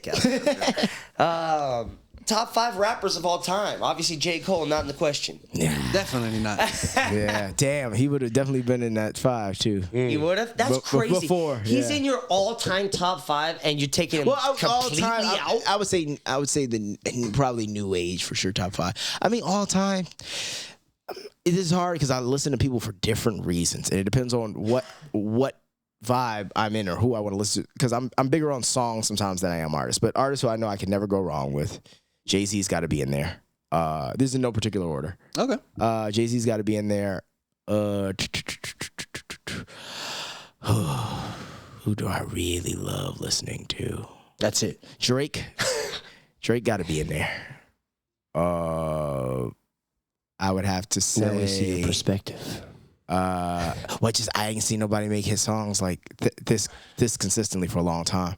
Their eras, like I would say at one point probably like young Luda was in there. Like OG, like Roll Out, Luda, all that kind of shit. Yeah, man. Super like, underrated. Yeah, but super underrated. But it's like, I can't say Luda because, I'm not going to say like Shake Your Money Maker and all those records I thought were dope, but. Yeah, but Theater of the Mind was a good fucking record. Yeah, I like that one. Yeah, that was cool. And literally, in all the albums before that, bangers. Like, who's another rapper or another rap group I would always play? I love Tribe Called Quest. Okay. Yeah, I can always listen to them. We got one more. I got one more. Tribe's kind of like they're gonna take up that whole list, the whole group. Yeah, right. That's the rest of the list. I'd say Q-Tip. Q-Tip he could stand for a lot of it because I really fuck with Q-Tip because he made the beats too. That whole thing. And then Hometown Hero. Gotta go Kanye. Okay. Yeah. Shout out to Q-Tip though. Ain't nobody mentioned Q-Tip on here. Q-Tip is fire. Man, he is. And honestly, if you were to ask Kanye, Q-Tip will be his too. Like it's just like Q-Tip is he is a legendary visionary ahead of his time, and he makes fine art. Like he's a guy who I would even say in that that Kendrick mind space, he makes fine art, but he knew how to always make it digestible too. And I think that's an art in itself. Tribe Called Quest, I like them. Yeah. I like them. Like he said, all the other rappers he said, nah, the Tribe Called Quest. Jay-Z's number one for me. We'll go back to you from New York? No. Oh, okay. I'm from LA, but supposedly. You do give it New York vibes a little bit. That's why? Because you listen to too much fucking Jay-Z. Okay, that's We should revoke your LA card. Damn, take it easy. Jeez. And I know that you're gonna hate this honor, but I've always been a bigger Pac fan than Biggie. So like so I was just gonna say if I was gonna be in that 5, like if I was gonna take somebody out, Pac would be in there. Okay. Yeah. You gonna take Pac out? No. If I was gonna take somebody else out, another name like Luda, you can swap Luda and put Tupac in there probably. It's crazy that like the question never used to be past. It was like Tupac, Biggie, and then other artists, and now it's like nobody even is like putting them guys in there, and it seemed crazy to me. Yeah, me too. Tupac and Biggie, and then you can have 3 more. Like that's the list. Tupac and Biggie. And then you can have 3 more. Well, I think the problem. We might as well just do that. The problem is them. They and this is gonna sound crazy. Do you not even have to mention them at this point? It's like we know them. Too many other rappers have outlived them. So the problem. So no. But let me finish. So I think the issue is now we literally have market research on what these rappers do after their 20s. So it's kind of like. Yes, they did fantastic in their time, but you could almost look at it like a fucking Ludacris, where it's like, man, if Ludacris would have died after those first 3 albums, I'd be like, Ludacris is one of the greatest rappers to ever rap in his lifetime. But he didn't. And I think that's kind of the thing. It's like... You're saying they would have got shitty? No. Well, we might have seen them in Cash for Gold commercials. We might have seen them on reality shows. We might have seen them. They might have done things to hurt their perception because the longer you live, let's be real. If Cosby would have died fucking 10 years ago, he would have been all right. But he didn't. The Dark Knight quote. Die a hero or live long enough to see yourself become the villain. That doesn't negate their music. I'm talking about but like you can't. Like they have an aura because they passed away, especially at their peaks, that we just assume that they were just gonna keep going at that level. The ante where that's true. Usually, you start going down. XXXTentacion. I thought he was fucking fantastic and really a great artist who could have really gone up. Like, I don't feel that way. Here's my question though. I don't like depressive music or like weird shit. So right, but how many of his you can't see the art in the music? One of his songs. But that's my point, and there you go. So but that's one thing. So you haven't done the market research to know what song. No, it's just not. It doesn't attract me to his music. As an artist and looking at somebody who is an artist, no, the kid was fucking talented. A lot of motherfuckers like him. No, because he's fucking talented. He's like a legend in like this age group. But here's my point. His age group is. He died too fast. So it's like even somebody who's older, I go, man, you were fantastic and you were fucking great. But I can't give you certain things because it's like, bro, this was great, but you could have just dropped 1 good album or 2 good albums. Like, I don't know, And then half of that time you have to spend marketing wild songs like Look at Me just so people will pay attention to the other good shit you actually have. So it's, you know, you can't like you said, you can't. I don't know. Can't live too long. But I can't base my list on what ifs. I think that Tupac made the best rap album of all time. To this day. Of all time, to All this Eyes day. on Me? All Eyes on Me is the best motherfucking rap album of all time. It's the first 2-disc good album. album in music history, for one. Also, every fucking song is good. You can't name a lot of albums, especially new albums, that you can play one through motherfucking down But I the also list. think, though, the way you studied that album, I don't think any of us are going to go study no album like that. So, of course, it's going to be the best because you actually paid attention to it. And it probably hit you at a time in your life that meant something, opposed to this shit that I comes was out 10. now. There you go. So What? That shit didn't mean anything. I just loved it. No, but you're impressionable. You're 10.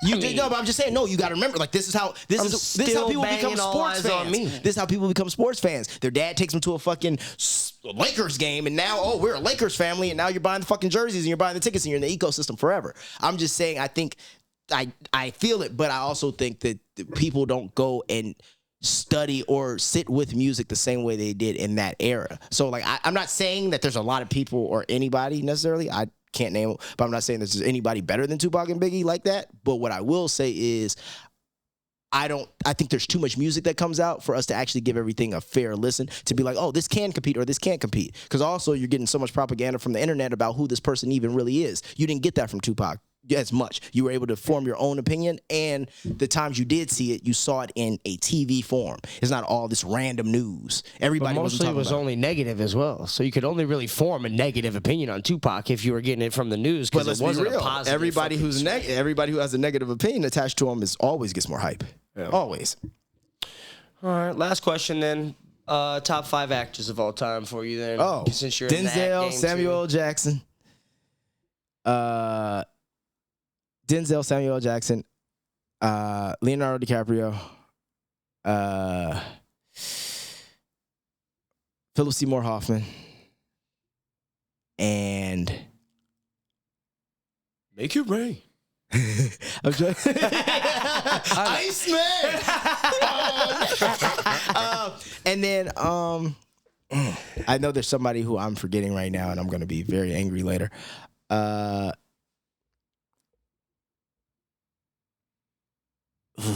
Eddie Murphy, Jim Carrey. You know, it's funny. I kind of wanted to throw. I kind of wanted to throw like an Eddie in there, I'm also thinking of Shit, I got Daniel Day-Lewis, man. You can't. That guy, he can turn. He can turn into anybody, which is crazy. Like, yeah, and he's in one of my favorite movies too. Abe Lincoln. Yeah, he lived in a log cabin when he did that, right? Which is your favorite movie? There Will Be Blood? Yeah, that's one of my favorite movies, yeah. There Will Be What Blood. is it? There Will Be Blood. It's basically the story of how America was made. With the oil rigging and the I haven't seen that one. listen, when you watch that movie, I had to put him there. Like he's that good. Like There Will Be Blood. There will be blood. And have you Okay, seen I'm No gonna- Country for You Old seen Men? it, Josh?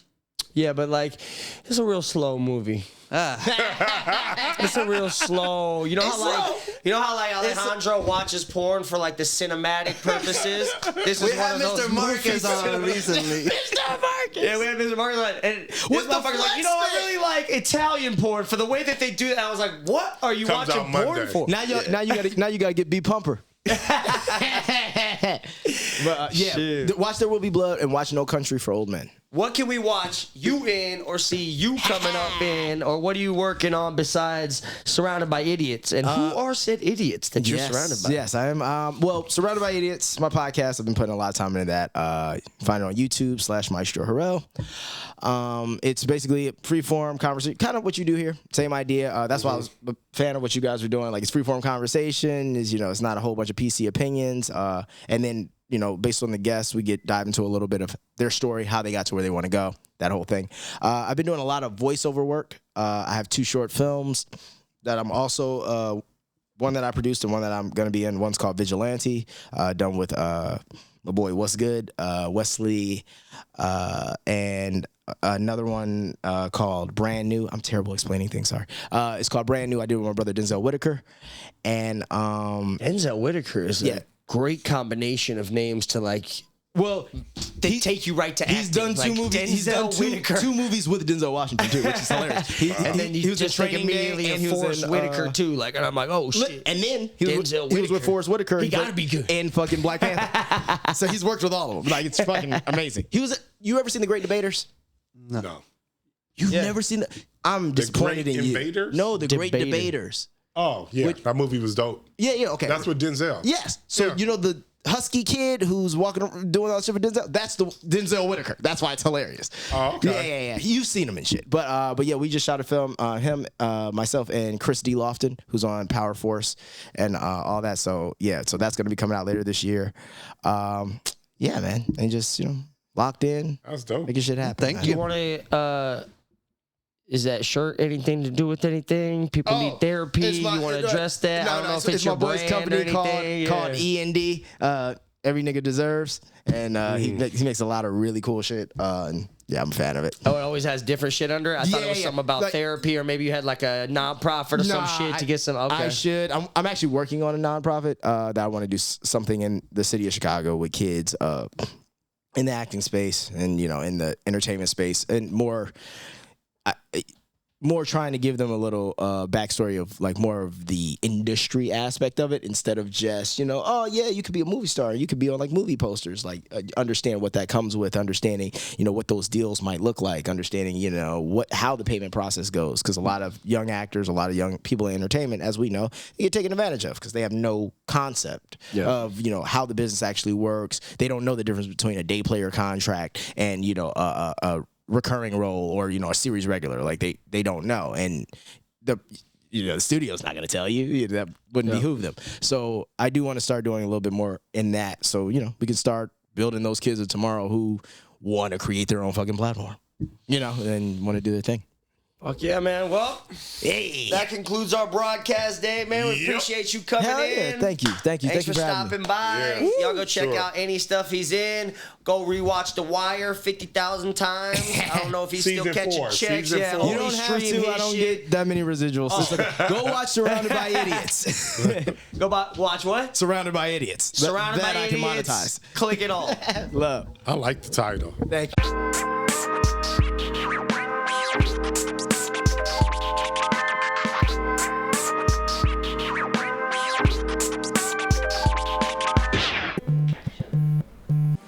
Oh my God, I'm so sorry. I know you've been trying to call me all day, but girl, he just left. And I had to wait till he left to call you because I know I said I was gonna break up with him. But last night, he did like a full 180. He was an animal. Where did this come from? Because, you know, I've been telling you, it's been like kind of dull, and like something changed. And I don't know what his secret is, but I'm trying to find out. Shh. His secret, sword vitality.